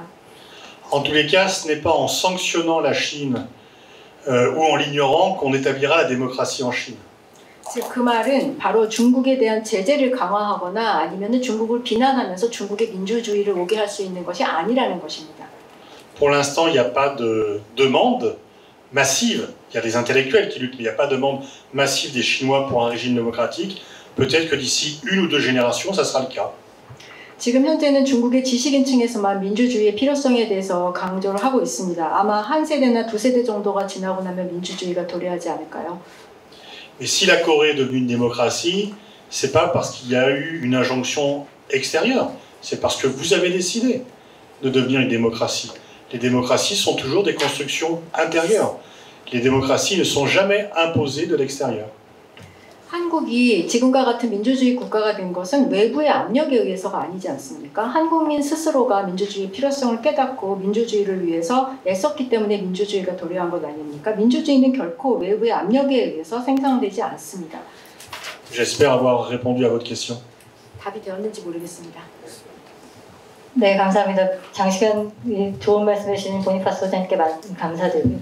그리고 보니파스 소장님이 말씀해 주셨던 것처럼 이 질서는 변화하는데 프랑스처럼 사실은 배타적 동맹을 추구하거나 추구하지도 않고 어떻게 보면 국익 기반에서 다연결 전략을 하는 국가들이 훨씬 많습니다. Merci beaucoup, Monsieur Pascal Boniface, de vos opinions et de vos expertises. Et je vois que les ordres nouveaux se mettent en place. Et il y a des pays comme la France qui visent une sorte d'alliance exclusive, ou alors d'autres pays qui essayent de s'engager, de développer des différentes leurs internationaux en épousant le point de vue de multilatéralisme. 그래서 최근에 냉전의 종언을 얘기하거나 뭐 세계화의 종언을 얘기하는 경우가 많은데 사실은 탈냉전의 종언이 아니고 사실 탈냉전의 2단계, 그래서 2막이 열리는 상황이고 사실은 탈냉전 2막에서는 프랑스와 한국이 훨씬 더 많은 협력을 할 수 있는 공간들이 생기기가 기대합니다. Et on peut dire en fait en conclusion qu'on a souvent parlé de la fin de guerre froide, mais peut-être aujourd'hui nous sommes en train de vivre le deuxième acte de la post-période, post-guerre froide, et que j'espère que la Corée et la France auraient un rôle à jouer. 그래서 오늘 보니파스 소장님의 발제가 오늘 한국과 프랑스 간의 협력을 더 깊게 만드는 중요한 출발이라고 생각하면서 감사의 말씀을 드립니다. Je pense en ce sens que votre réaction, votre exposé justement était dans notre intérêt pour la France et pour la Corée. Ça serait le point de départ de la coopération importante pour nos deux pays. 장시간 참여해주신 분들께 감사드립니다. 고맙습니다. Je vous remercie à tous. 이상으로 국회도서관과 박홍근 국회의원, 주한 프랑스 대사관이 공동 주최한 제6차 국가전략 콜로퀴움을 마치겠습니다. 지금 바로 관장님, 발제자, 토론자 등 참석자 여러분의 기념 촬영이 있습니다. 센터 입구 디지털 현수막으로 이동하여 주시면 감사하겠습니다. 그리고 온라인과 현장에서 참석해 주신 여러분, 경청해 주신 여러분 감사합니다. Nous allons terminer le 6e colloque sur la stratégie nationale, co-organisé avec l'Assemblée nationale, avec la Bibliothèque de l'Assemblée nationale, les services de député de M. Park Hong-gun et l'ambassade de France. Je vous invite tous maintenant à venir derrière, devant l'écran numérique, pour une prise de photo en groupe. Et je vous remercie à tous, ceux qui ont participé en ligne, mais aussi en présentiel. Merci beaucoup.